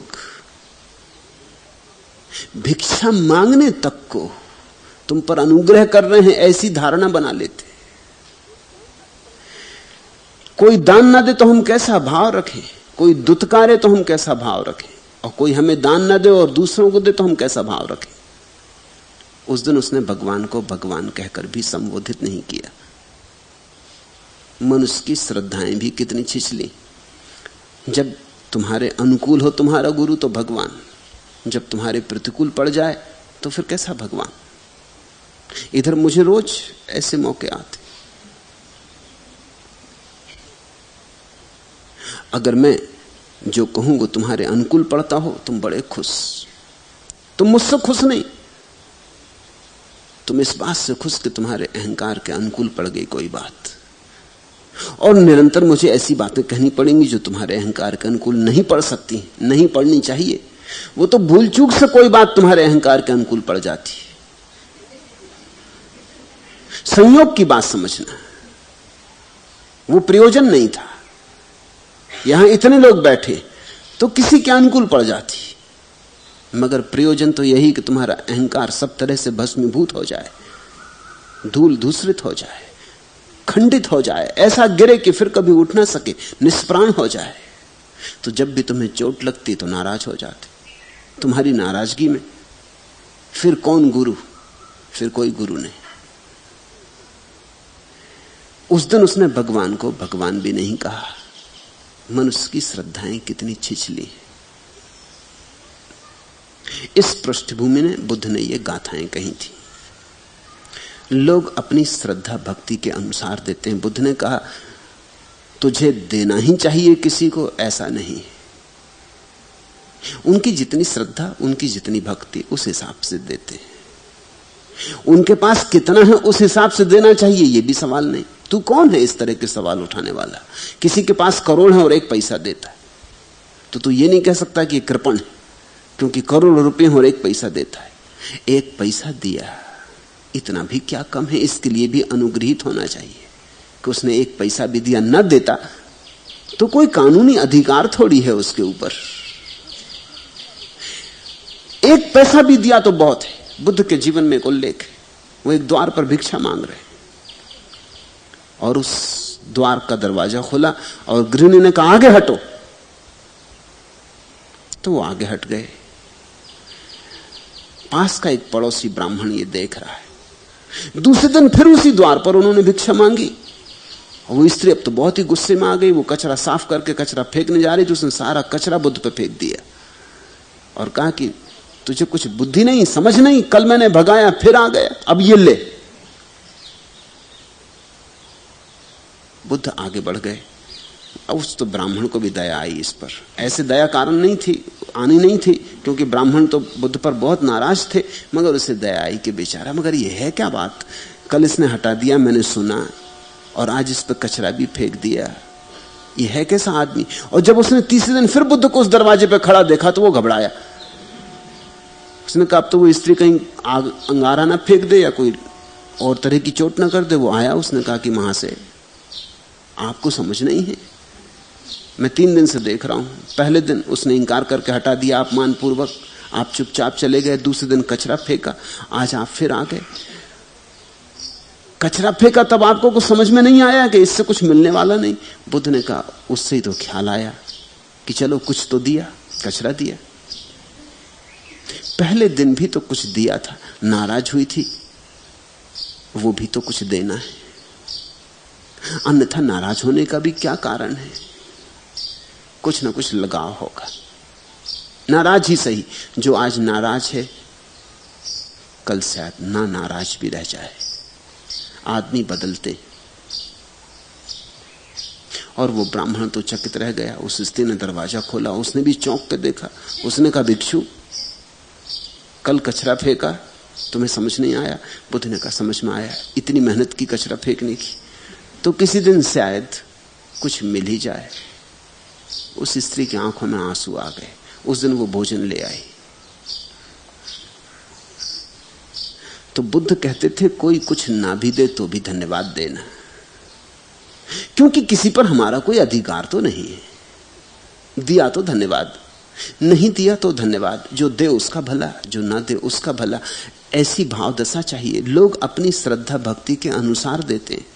जो दूसरों के खान पान को देखकर सहन नहीं कर सकता, और उस युवक से कहा कि अगर दूसरों को देते हैं तो तुझे क्या परेशानी, किसी को तो दिया। अगर तू दूसरों का खान पान देख के सहन नहीं कर सकता कि दूसरा भोजन मिल गया तुझे नहीं मिला, दूसरे को वस्त्र मिल गए तुझे नहीं मिले, तो एक बात तू पक्की समझ कि दिन या रात तुझे कभी भी समाधि उपलब्ध ना हो सकेगी। तू कभी समाधान को उपलब्ध ना होगा। तेरे जीवन में कभी ध्यान की किरण ना उतरेगी। ध्यान की किरण उनके जीवन में उतरती है जो सब भांति संतुष्ट है, जो कहते हैं जो है शुभ है, जैसा है शुभ है। सुख में दुख में, सफलता असफलता में, हार जीत में, जो कहते हैं जो है ठीक है शुभ है, उनके जीवन में समाधि फलती है। जिसकी ऐसी मनोवृत्ति उच्छिन्न हो गई है, समूल नष्ट हो गई है, असंतोष की मनोवृत्ति, वही दिन या रात कभी भी समाधि को प्राप्त करता है। इस सूत्र में बहुमूल्य बात है। अगर तुम ध्यान को उपलब्ध होना चाहते हो तो संतोष की भूमि तैयार करो। ध्यान की खेती संतोष की भूमि में ही फलती है, लगती है। खूब सींचो संतोष से प्राणों को, ताकि असंतोष जड़ से नष्ट हो जाए। यस्य चातम समुच्छिन्नम मूल घंचम समूहतम, आमूल से उखाड़ दो असंतोष को। सवे देवा वा रत्तिम वा समाधि अधिगच्छति, फिर दिन और रात ना देखेगी समाधि, कभी भी आ जाएगी, कभी कभी आ जाएगी, हर कभी आ जाएगी। ध्यान लगने लगेगा, पहले झलकें आएंगी, फिर लहरें आएंगी। एक दिन तुम पाओगे बाढ़ आ गई समाधि की। अधिगच्छति, फिर तो आके तुम्हें ऊपर से पूरा का पूरा घेर लेगी, तुम्हें डुबा देगी। दूसरा दृश्य,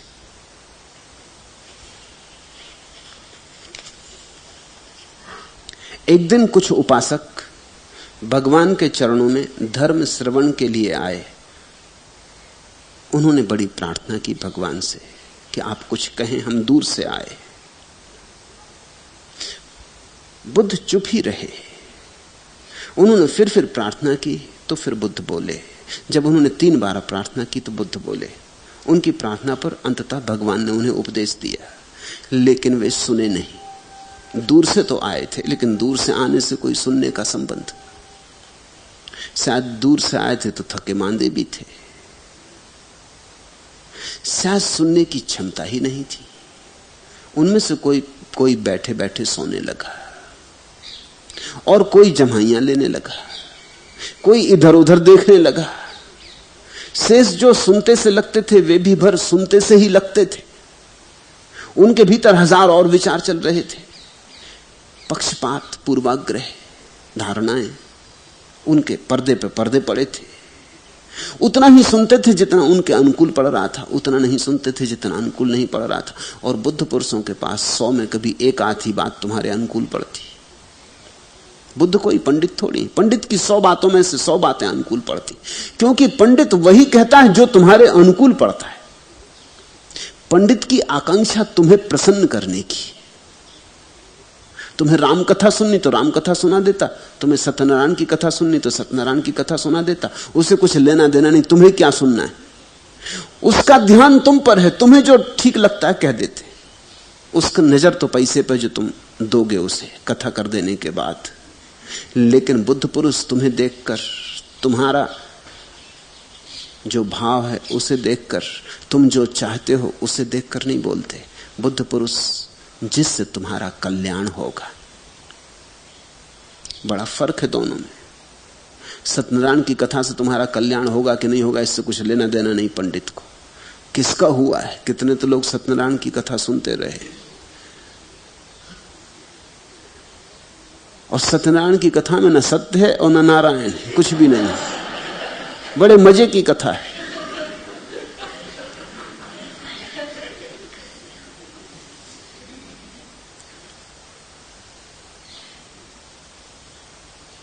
ये जो पंडित है, इसने लोगों को एक धारणा दे दी है कि सत्य तुम्हारे अनुकूल होता है। सत्य तुम्हारे अनुकूल हो ही नहीं सकता। अगर तुम्हारे अनुकूल होता तो कभी का तुम्हें मिल गया होता। तुम सत्य के प्रतिकूल हो, इसलिए तो सत्य मिला नहीं। और जब सत्य आएगा तो छुरे की धार की तरह तुम्हें काटेगा, पीड़ा होगी। तो जो सुन रहे थे वे भी बस सुनते से लगते थे। उनकी 1000 धारणाएं थी, वो अपनी धारणाओं के हिसाब से सुनने आए थे। उनके अनुकूल पड़ती की बात है, नहीं पड़ती बात। ये बुद्ध जो कहता है, इससे उनके सिद्धांत सिद्ध होते कि नहीं सिद्ध होते। अर्थात वहां कोई भी नहीं सुन रहा था, कोई शरीर से ही वहां बस मौजूद था, मन कहीं और था, दुकान में, बाजार में, 1000 काम में।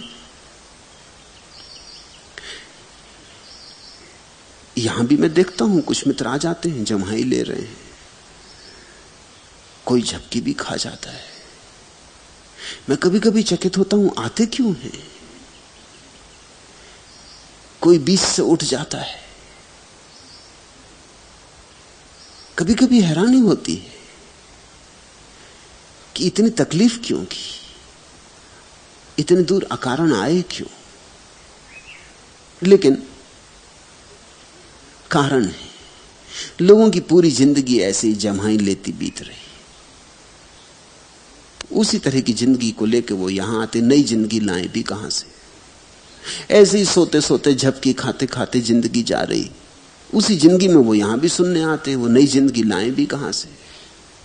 कोई काम कभी जिंदगी में पूरा नहीं किया, सब अधूरा छूटता रहा है, बीच में यहां से भी उठ जाते हैं, पूरी बात सुनने का बल कहां।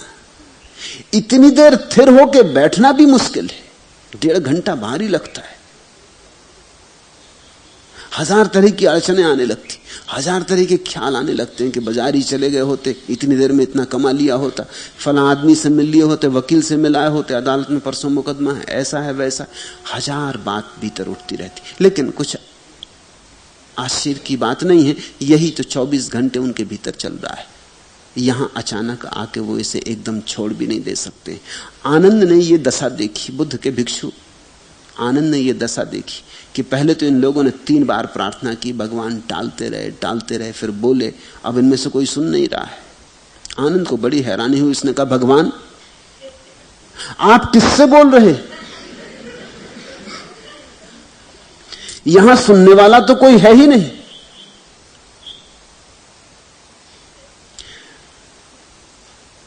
भगवान ने कहा, मैं संभावनाओं से बोल रहा हूं, जो हो सकता है, जो हो सकते हैं, उनसे बोल रहा हूं। मैं बीच से बोल रहा हूं, और मैं बोल रहा हूं इसलिए भी कि मैं नहीं बोला ऐसा दोष मेरे ऊपर न लगे। रही सुनने वालों की बात, सो ये जाने, सुन ले इनकी मर्जी, ना सुने इनकी मर्जी। फिर जबरदस्ती कोई बात सुनाई भी कैसे जा सकती है। बुद्ध ने कहा, मैं संभावनाओं से बोल रहा हूं। बुद्ध का एक बड़ा शिष्य बोधिधर्म चीन गया तो 9 साल तक दीवार की तरफ मुंह करके बैठा रहा, वो लोगों की तरफ मुंह नहीं करता था। अगर कोई कुछ पूछता भी तो दीवार की तरफ ही मुंह रखता और वहीं से जवाब दे देता। लोग कहते कि महाराज बहुत भिक्षु देखे भारत से, और भी भिक्षु आए हैं, मगर आप कुछ अनूठे, ये कोई बैठक का ढंग कि हम जब भी आते हैं तब आप दीवार की तरफ मुंह किए रहते। शायद बोधिधर्म ने पाठ सीख लिया होगा। उसने कहा है कि इसीलिए कि मैं तुम्हारा अपमान नहीं करना चाहता, क्योंकि जब मैं तुम्हारी आंखों में देखता हूं मुझे दीवार दिखाई पड़ती, उससे कहीं मैं कुछ कह ना बैठूं, सो मैं दीवार की तरफ देखता रहता हूं। वो आदमी जरा तेज तरार था। उसने कहा कि जब कोई आदमी आएगा जिसकी आंखों में मैं देख सकूं और पाऊं कि दीवार नहीं है, तब मैं देखूंगा, उसके पहले नहीं। 9 साल बैठा रहा, तब उसका एक पहला शिष्य आया, हुई कुजो। और हुई कुजो पीछे खड़ा रहा, 24 घंटे खड़ा रहा। हुई कुजो कुछ बोले ही नहीं, बर्फ गिर रही थी, उसके हाथ पैर पे बर्फ जम गई, वो ठंड में सिकुड़ रहा है, वो खड़ा ही रहा, वो बोले ही नहीं। 24 घंटे बीत गए और बोधिधर्म बैठा रहा, दीवार की तरफ देखते ही रहा। आखिर बोधिधर्म को ही पूछना पड़ा कि महानुभाव मामला क्या है, क्यों खड़े हैं? क्या मुझे लौटना पड़ेगा? क्या मुझे लौटकर तुम्हारी तरफ देखना पड़ेगा? तो हुई कुजो ने कहा, जल्दी करो नहीं तो पछताओगे। और हुई कुजो ने अपना एक हाथ काट के उसको भेंट कर दिया कि ये एक सबूत कि मैं कुछ कर सकता हूं, और दूसरा सबूत मेरी गर्दन है। कहते हैं बोधिधर्म तत्क्षण घूम गया। उसने कहा, तो तुम आ गए, तुम्हारी मैं प्रतीक्षा करता था, तुम्हारे लिए ही दीवार को देख रहा था। ऐसा अनुभव मुझे रोज होता है। आनंद की बात ठीक ही लगती है कि भगवान आप किससे बोल रहे, यहां सुनने वाला तो कोई है ही नहीं। मैं भी संभावनाओं से बोल रहा हूं, जो हो सकता है उससे बोल रहा हूं। जो हो गया है उससे तो बोलने की जरूरत भी नहीं, वो तो बिन बोले भी समझ लेगा, वो तो चुप्पी को भी समझ लेगा। वो तुम मौन से भी अर्थ निकाल लेगा। जो नहीं हुआ है अभी, उसी के लिए काफी चिल्लाने की, मकानों के मुंडेर पर चढ़ के चिल्लाने की जरूरत है। उसे सब तरफ से हिलाने की जरूरत है, शायद जग जाए। 100 में से कभी कोई एक आध जगेगा, लेकिन वो भी बहुत है, क्योंकि एक जग जाए तो फिर एक किसी और एक को जगा देगा। ऐसे ज्योति से ज्योति जले, ऐसे दिए से दिए जलते जाते हैं, और बोधि की परंपरा संसार में चलती रहती। और बुद्ध ने ठीक कहा कि इसलिए भी बोल रहा हूं कि नहीं बोला ऐसा दोष मुझ पर न लगे। नहीं सुना ये तुम्हारी बात रही, ये तुम जानो। मैं नहीं बोला ऐसा दोष न लगे। तब आनंद ने पूछा, भंते आपके इतने सुंदर उपदेश को भी ये सुन क्यों नहीं रहे? सुंदर उपदेश या असुंदर उपदेश तो सुनने वाले की दृष्टि है। आनंद को लग रहा है सुंदर, उसके हृदय कमल खिल रहे। ये बुद्ध की मधुर वाणी, ये उनके शब्द, उसके भीतर वर्षा हो रहे, अमृत की वर्षा हो रहे। वो चकित है कि इतना सुंदर उपदेश, और ये मूढ़ बैठे हैं, कोई झपकी खा रहा, कोई जमाई ले रहा, किसी का मन कहीं भाग गया है, किसी का मन सोच रहा है कि ये ठीक है कि नहीं है, गलत है कि सही है, शास्त्र में लिखा उसके अनुकूल है या नहीं, कोई विवाद में पड़ा है, एक भी सुन नहीं रहा है। इतना सुंदर उपदेश ये सुन क्यों नहीं रहे?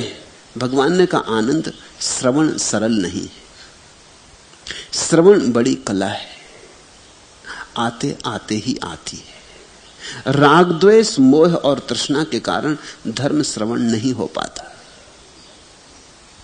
पूर्वाग्रहों के कारण धर्म श्रवण नहीं हो पाता, भय के कारण धर्म श्रवण नहीं हो पाता, पुरानी आदतों के कारण धर्म श्रवण नहीं हो पाता। लेकिन सबके मूल में राग है। राग की आग के समान आग नहीं है। इसमें ही संसार जल रहा है, इसमें ही मनुष्य का बोध जल रहा है। उसके कारण ही लोग बहरे हैं, अंधे हैं, लूले हैं, लंगड़े। और तब उन्होंने ये गाथाएं कही, नत्थी राग समो अग्गी, नत्थी दोष समो गहो, नत्थी मोह समम जालम, नत्थी तन्हा समा नदी, सुद्दसम वज्र मंजेसम अत्तनोपन दुद्दसम, परेसिम ही सो वज्जनी ओ पुणाति यथाभूसम, अत्तनो मन छादेती कलिवा कित्तवो सठो, पर वज्जानुपासिस निच्चम उज्जान सच्चिनो, आसवा तस् वडंती आरासो आसवख्या। राग के समान आग नहीं, द्वेष के समान ग्रह नहीं, मोह के समान जाल नहीं, और तृष्णा के समान नदी नहीं। राग के समान आग नहीं, क्योंकि राग मनुष्य को जलाती है, तीक्ष्ण अग्नि की लपटों की भांति जलाती। तो इसमें से कोई तो राग में जल रहा है, कोई अपनी पत्नी की सोच रहा है, कोई अपने धन की सोच रहा है, कोई दुकान की सोच रहा है। इनमें से कुछ तो आग की लपटों में जल रहे हैं, राग की लपटों में जल रहे हैं। द्वेष के समान ग्रह पिशाच भूत प्रेत नहीं। कुछ के पीछे द्वेष लगा है, जैसे किसी के पीछे भूत लग जाता है, तो द्वेष फिर सोने नहीं देता, बैठने नहीं देता। यहां कुछ हैं जो किसी की हानि की सोच रहे हैं, यहां मैं उनके कल्याण की बात कर रहा हूं, उसमें उनकी उत्सुकता नहीं। कोई सोच रहा है कि दुश्मन को मार डाले, कोई सोच रहा है उसके खलिहान में आग लगवा दें, कोई कहता मुकदमे में ऐसी चाल चले कि सदा के लिए सजा हो जाए। यहां कोई द्वेष के पिशाच से परेशान हो रहा है। मोह के समान जाल नहीं, कोई मोह में पड़ा है। किसी को अपने बेटे की याद आ रही है, किसी को अपनी बेटी की याद आ रही है, किसी की आंख में आंसू झलक आए हैं किसी की याद में, किसी की पत्नी मर गई, वो उसके ख्याल में बैठा है, कोई किसी नए स्त्री के प्रेम में पड़ गया है, वो उसका विचार कर रहा है। तो कोई मोह के जाल में उलझा है, और तृष्णा के समान नदी नहीं। और कुछ हो जाऊं, कुछ पालूं, कहीं पहुंच जाऊं, ऐसी जो वासना है वो तो नदी की तरह बाढ़ है, कोई उसमें बहा जा रहा है। इनके कारण ये नहीं सुन पा रहे। श्रवण बड़ी कला है, बुद्ध ने कहा, आते आते ही आती है। तो इन पर नाराज मत हो जाना आनंद। क्यों? क्योंकि दूसरों का दोष देखना आसान है, अपना दोष देखना कठिन है। तुझे इनका दोष दिखाई पड़ रहा, तुझे अपने दोस्त दिखाई नहीं पड़ेंगे। इनको अपना दोस्त दिखाई नहीं पड़ रहा है, इनको दूसरों के सारे दुनिया के दोस्त दिखाई पड़ते हैं। अब दूसरे का दोस्त देखना आसान है, अपना दोस्त देखना कठिन। ये बड़ी अद्भुत बात आनंद से कही। बुद्ध पुरुष को मौका मिले कुछ खींच लेने का तुम्हारे पैर के नीचे से तो वो चूकते नहीं। अब आनंद तो उनके लिए पूछ रहा था, फंस गया बीच में। वो तो शायद ये भी सोच रहा होगा कि देखो कितनी बढ़िया बात कर रहा हूं कि मैं कोई नहीं सुन रहा, आप नाहक सुना रहे। मगर उसे ये ख्याल नहीं था कि दूसरे का दोष मैं देख रहा हूं। अब यहां तुम ख्याल करना, आनंद भी नहीं सुन रहा है, वो इनको देख रहा है।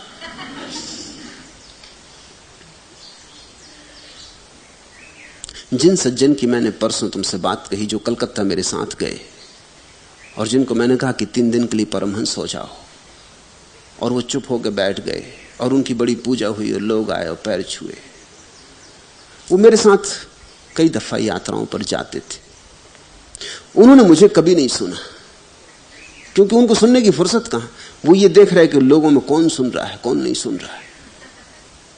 अगर लोग सुनते मालूम पड़ते तो वो बड़े प्रभावित होते, अगर लोग सुनते न मालूम पड़ते तो वो कहते कि आज क्या हुआ, लोग सुन नहीं रहे थे। मैंने उनसे एक दिन पूछा कि तुम कब सुनोगे। अगर लोग प्रभावित होते तो वो प्रभावित होते, वो मेरी बात सुन के प्रभावित नहीं होते। वो ये देखते कि लोग बिल्कुल सत्ते में आ गए, सुन रहे हैं, बिल्कुल सुई भी गिर जाए तो सुनाई पड़ेगी। वो बड़े खुश होते, वो ऐसी जगह बैठते जहां से उनको सब दिखाई पड़ते रहे, ताकि वो देख लें कि सब सुन रहे हैं। वो दुनिया के कल्याण में बड़े उत्सुक थे। उनको अपनी कोई फिक्र नहीं। मैंने उनसे कहा तुम कब सुनोगे, कौन सुनता है नहीं सुनता है इससे क्या लेना देना है। जहां तक मैं जानता हूं तुमने सबसे ज्यादा मुझे सुना और सबसे कम सुना। वर्षों तुम मेरे साथ रहे, जगह जगह तुम गए, मगर तुमने मुझे सुना नहीं। तुम्हारी बेचैनी उन पर अटक गई है, कोई सुन रहा है कि नहीं सुन रहा है, जैसे उनके सुन लेने से तुम्हें कुछ लाभ हो जाएगा। अब आनंद बुद्ध के निकटतम शिष्यों में था, लेकिन बुद्ध के मरने के बाद समाधि को उपलब्ध हुआ, जीते जी समाधि को उपलब्ध नहीं हुआ। अनेक शिष्य आए और समाधिस्थ हो गए, अरहत तत्व को पा लिया, अरिहंत हो गए। पीछे आए, आनंद सबसे पहले आया था। वो बुद्ध का चचेरा भाई था। 42 साल बुद्ध के साथ छाया की तरह रहा, एक क्षण को साथ नहीं छोड़ा।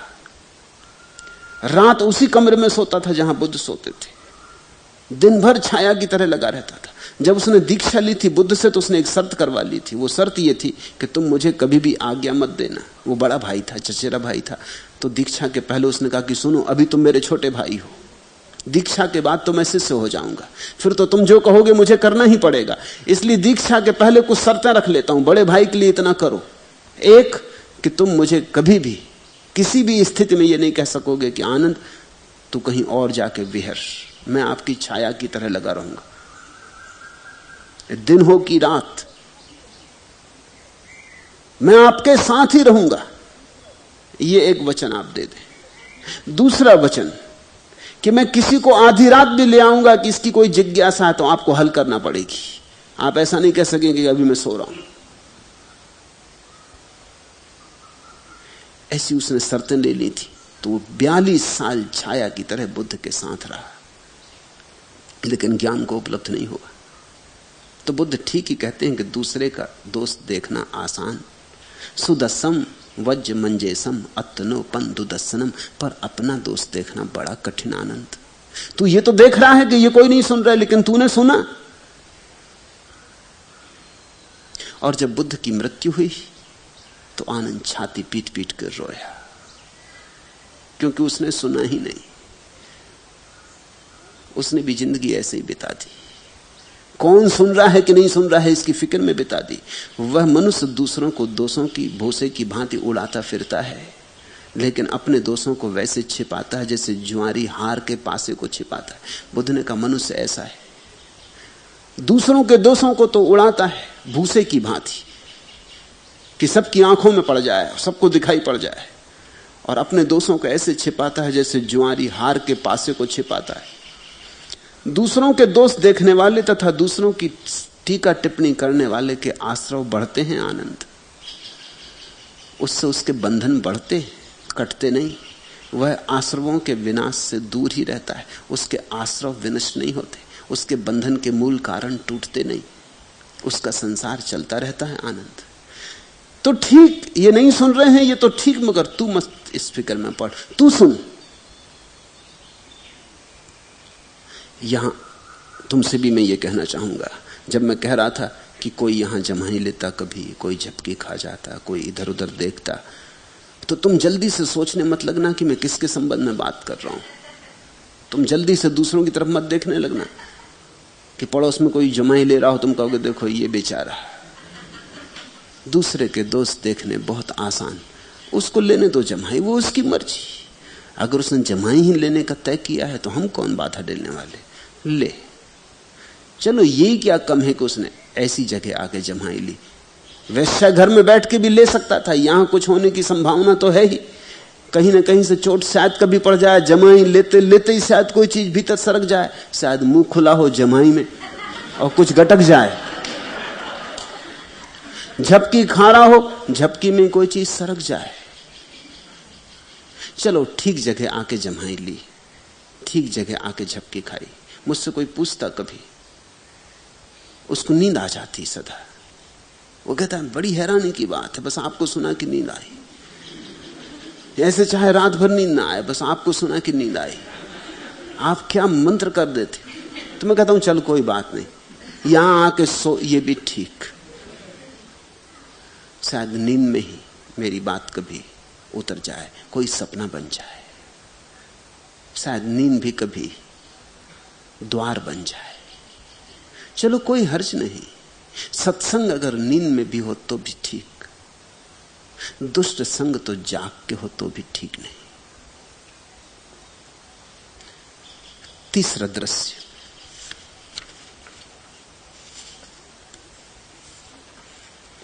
भगवान की इस पृथ्वी पर अंतिम घड़ी। भगवान कुशीनारा के सालवन उपवत्तन में अपने भिक्षुओं से अंतिम विदा लेकर लेट गए। 2 साल वृक्षों के नीचे उन्होंने अपनी मृत्यु का स्वागत करने का आयोजन किया है। मौत आ रही तो बुद्ध ने अपने शिष्यों को कहा, तुम्हें कुछ पूछना हो तो पूछ लो, कुछ कहना हो तो कह लो, अब मैं चला, अब ये देह जाती। मैं तो चला गया था 42 साल पहले ही, देह भर रह गई थी, अब देह भी जाती। तो बौद्ध 2 शब्दों का उपयोग करते, निर्वाण और महापरिनिर्वाण। निर्वाण तो उस दिन उपलब्ध हो गया जिस दिन बुद्ध को ज्ञान हुआ, फिर महापरिनिर्वाण उस दिन हुआ जिस दिन देह विसर्जित हो गई। उस दिन वे महाशून्य में खो गए, महाकाश के साथ एक हो गए, आकाश हो गए। तो भिक्षु क्या पूछते, बुद्ध ने इतना तो कहा, वही कहां सुना, कितना तो कहा, वही कहां सुना। पूछने को बचा क्या, जो पूछा था वो कहा, जो नहीं पूछा वो भी कह दिया है। बुद्ध ने तो खूब लुटाया, 42 साल सुबह से सांझ तक लुटाते ही रहे। जो कहा है वो भी समझ में नहीं आया, अब और पूछने को क्या है। तो भिक्षु तो चुप रह गए। उन्होंने कहा, पूछने को भगवान क्या है, बस आपका आशीष। ऐसा बुद्ध ने 3 बार पूछा। ऐसी उनकी आदत थी कि शायद किसी को याद पड़ जाए, शायद किसी को ख्याल आ जाए, फिर ऐसा ना हो कि मैं जा चुका हूं और मन में एक खटक रह जाए कि पूछना था नहीं पूछ पाए, अब किससे पूछे, अब कौन उत्तर देगा। तो बुद्ध ने 3 बार पूछा, तीनों बार भिक्षुओं ने स्वीकृति दी कि हमें कुछ पूछना नहीं, आपने हमें जितना देना चाहिए उससे ज्यादा दे दिया, हम उसका उपयोग कर लें, रत्ती भर भी उपयोग कर लें तो पर्याप्त है। तो फिर बुद्ध 2 साल वृक्षों के मध्य में, आनंद ने उनकी सया तैयार कर दी, उस पर लेट गए और धीरे धीरे वो अपनी देह से मुक्त होने लगे। तभी सुभद्र नाम का एक व्यक्ति गांव से भागा हुआ आया। उसे खबर मिली, वो एक दुकानदार था, उसे खबर मिली कि बुद्ध का आखिरी दिन, तो वो घबरा गया। 30 साल में बुद्ध अनेक बार उसके गांव से निकले, कहते हैं करीब 30 बार उसके गांव से निकले। वो गांव उनके मार्ग में पड़ता था और 30 साल में उसने अनेक बार सोचा कि बुद्ध को सुनने जाना है, लेकिन कभी कोई बाधा आ गई, कभी कोई बाधा आ गई। तुम तो जानते हो कितनी बाधाएं आती। कभी पत्नी बीमार हो गई, अब पत्नियों का क्या भरोसा, कब बीमार हो जाए, और ऐसे मौके पर जरूर बीमार हो जाए। कभी बेटी घर आ गई, कभी बेटे से झगड़ा हो गया, कभी मेहमान आ गए, कभी दुकान पर ग्राहक ज्यादा, कभी काम का बोझ आ गया, कभी कुछ। हर बार टालता रहा कि अगली बार।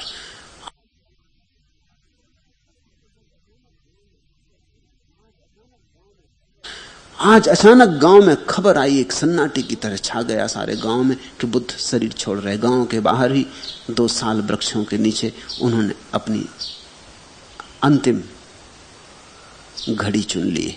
अब वे जा रहे, तो उसने जल्दी जल्दी दुकान बंद की। आज उसने फिक्र न की कि पत्नी बीमार, कि बेटी घर आई, कि मेहमान आए, कि दुकान पर ग्राहक। उसने कहा हटो भी गया। 30 में टालता रहा। अब अगर टालूंगा तो फिर कब, मुझे कुछ पूछना है। वो भागा। जब तक वो पहुंचा तब तक बुद्ध ने आंखें बंद कर ली। वो तो लेट भी गए। सुभद्र जोर जोर से रोने लगा। उसने कहा कि मुझे पूछने दो, मैं 30 साल से तड़फ रहा हूं। आनंद ने उसे बहुत समझाया कि पागल, 30 साल तूने स्थगित किया, हमने तो स्थगित नहीं किया। अब वो विश्राम में जा रहे हैं, अब वे अपनी देह छोड़ रहे हैं, अब उनको लौटाना ठीक नहीं, अशोभन है। हमने उन्हें काफी 42 साल में पीड़ा दी। हमने बहुत पूछा, हमने न मालूम क्या क्या पूछा, नहीं पूछना था वो भी पूछा, उसके भी उत्तर उनसे चाहे, अब नहीं। लेकिन कहते हैं भगवान ने साने दो, अभी मैं जिंदा हूं, नहीं तो ये एक दोष रह जाएगा। इस सुभद्र सदा के लिए मुझे दोषी देगा, ठहराएगा कि मैं पूछने गया था, भगवान के द्वार से बिना पूछे आ गया, इसे पूछ लेने दो। तो सुभद्र आके उनके पास बैठ गया और उसने जो प्रश्न पूछे वो भी बड़े अजीब है। व्यर्थ के प्रश्न पूछे, दार्शनिक प्रश्न पूछे, जिनसे कुछ व्यवहारिक उपयोग नहीं है। उसने प्रश्न पूछा कि बनते, मुझे 3 प्रश्न पूछने।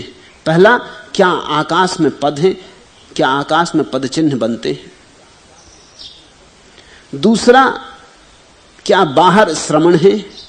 और तीसरा, स्वत है। अब इनका कोई मूल्य नहीं है, इनको जान लेने से भी क्या होगा। ये हवाई बातें पूछी। तुम कभी बुद्ध पुरुषों के पास भी जाते हो, तुम मूढ़तापूर्ण प्रश्न पूछते हो। जिनको तुम बड़ी आध्यात्मिक बातें कहते हो वो अक्सर मूढ़तापूर्ण बातें। मेरे पास कोई आ जाता, वो कहता है कि भगवान ने संसार बनाया या नहीं। क्या मतलब है, क्या फर्क पड़ेगा? बनाया तो तुम ऐसी जियोगे, नहीं बनाया तो तुम ऐसी जियोगे। तुम्हारे जीने में कुछ फर्क पड़े ऐसी बात पूछो। आदमी मरने के बाद बचता या नहीं, क्या फर्क पड़ेगा? अभी तुम जैसे हो यहीं भीतर डुबकी लगाने की कोई बात पूछो तो शायद तुम्हें पता चल जाए, उसका भी जो बचेगा पहचान हो जाए। मगर नहीं, इसमें उत्सुकता नहीं, ध्यान में उत्सुकता नहीं, योग में उत्सुकता नहीं। हवाई बातें, एब्स्ट्रैक्ट, जिनका कोई मूल्य नहीं है। उस आदमी ने क्या प्रश्न पूछे? बनते, क्या आकाश में पद है? बाहर श्रवण है?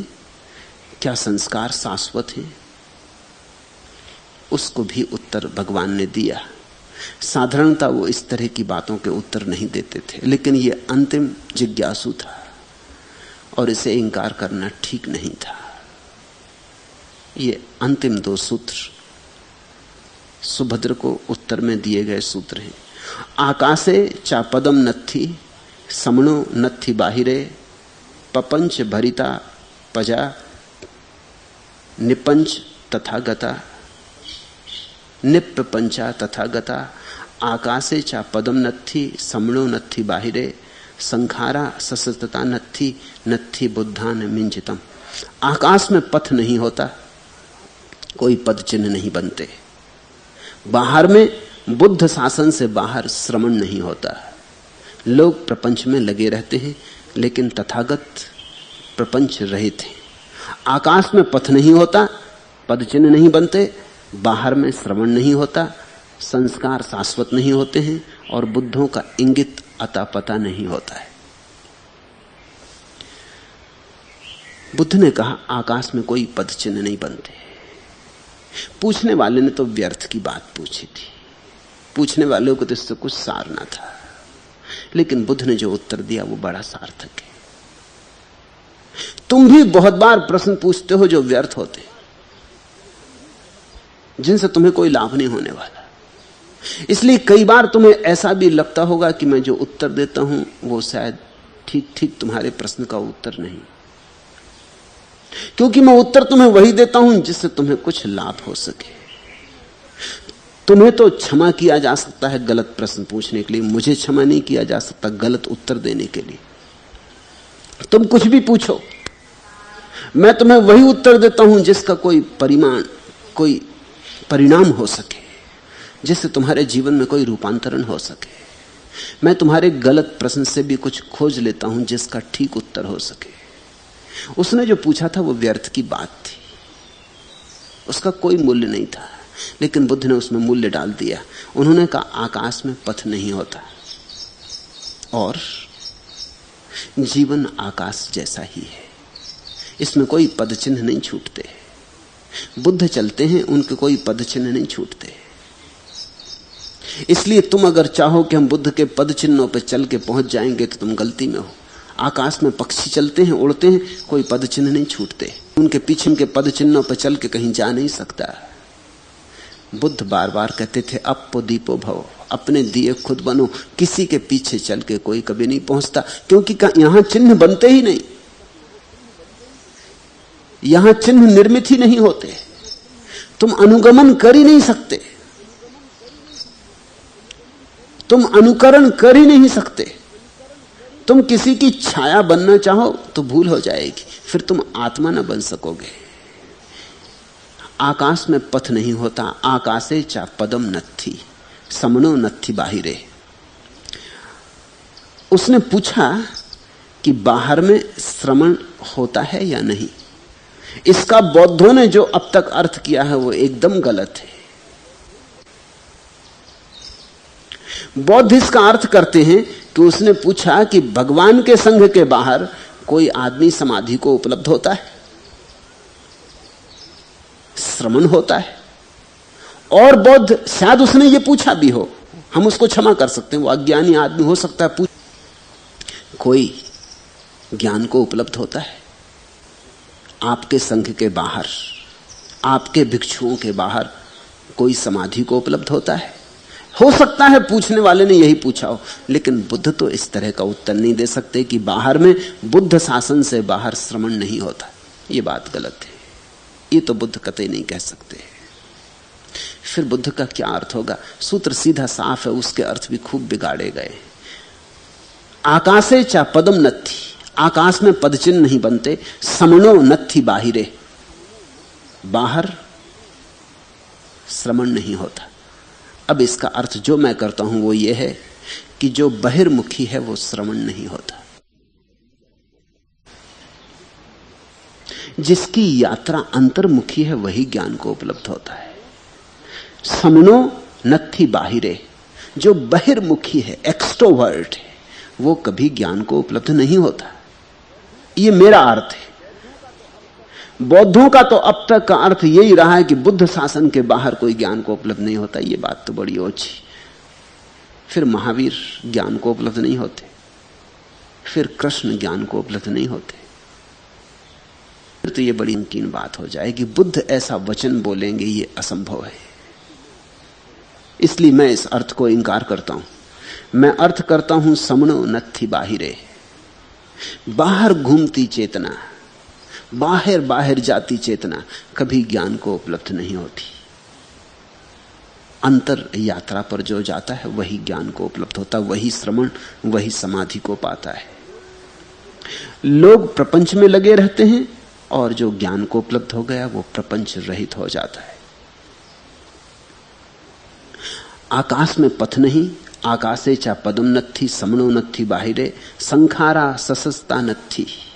संस्कार का अर्थ होता है हमारे ऊपर जो कंडीशन, उस आदमी ने पूछा है क्या संस्कार शाश्वत होते हैं, जो हम पर प्रभाव पड़े वो सदा रहने वाले हैं? बुद्ध कहते हैं नहीं, जो भी प्रभाव है वो पानी पर खींचे गए प्रभाव। जैसे पानी पर कोई लकीरें खींच दे, वो खींचते खींचते मिट जाती, या कोई रेत पर लकीरें खींच देता, थोड़ी देर टिकती, फिर हवा आती तब मिट जाती।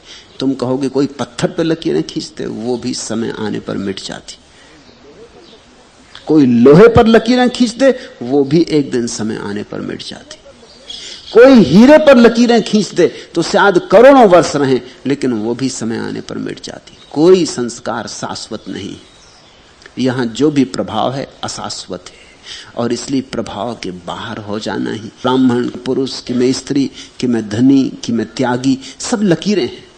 सब लकीरें जब मिट जाएं, जब कोरा कागज तुम्हारे भीतर हो जाए, प्रपंच रहित, कोई उपद्रव तुम्हारे भीतर न रह जाए, शून्य विराजमान हो जाए।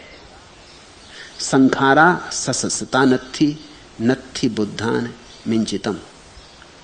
संस्कार शाश्वत नहीं है सुभद्र, और बुद्धों का इंगित नहीं होता। ये बड़ी अद्भुत बात कही बुद्ध ने, नत्थि बुद्धान मिंचितम। बुद्धों का कुछ अता पता नहीं होता।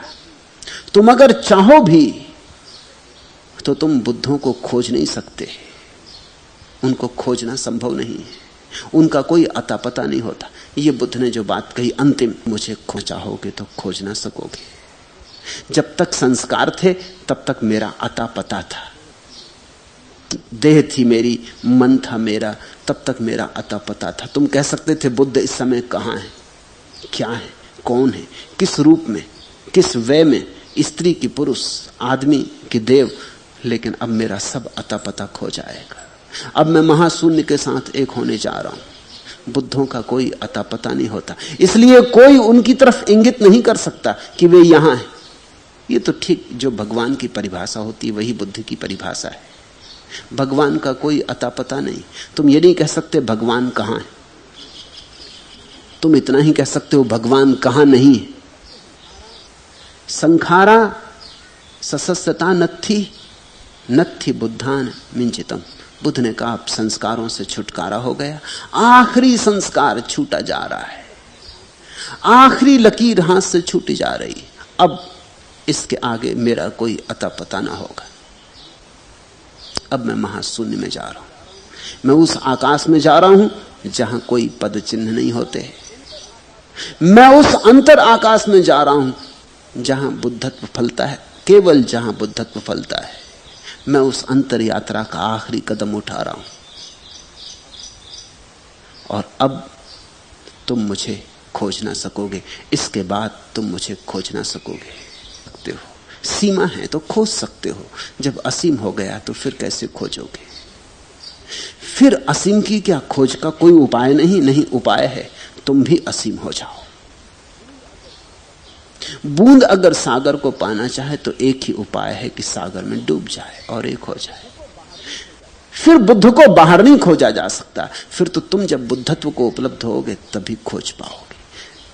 तुम उसी क्षण खोज पाओगे जब तुम भी अपना अता पता खो दोगे। ये अता पता खो देना ही आवागमन से मुक्त हो जाना है।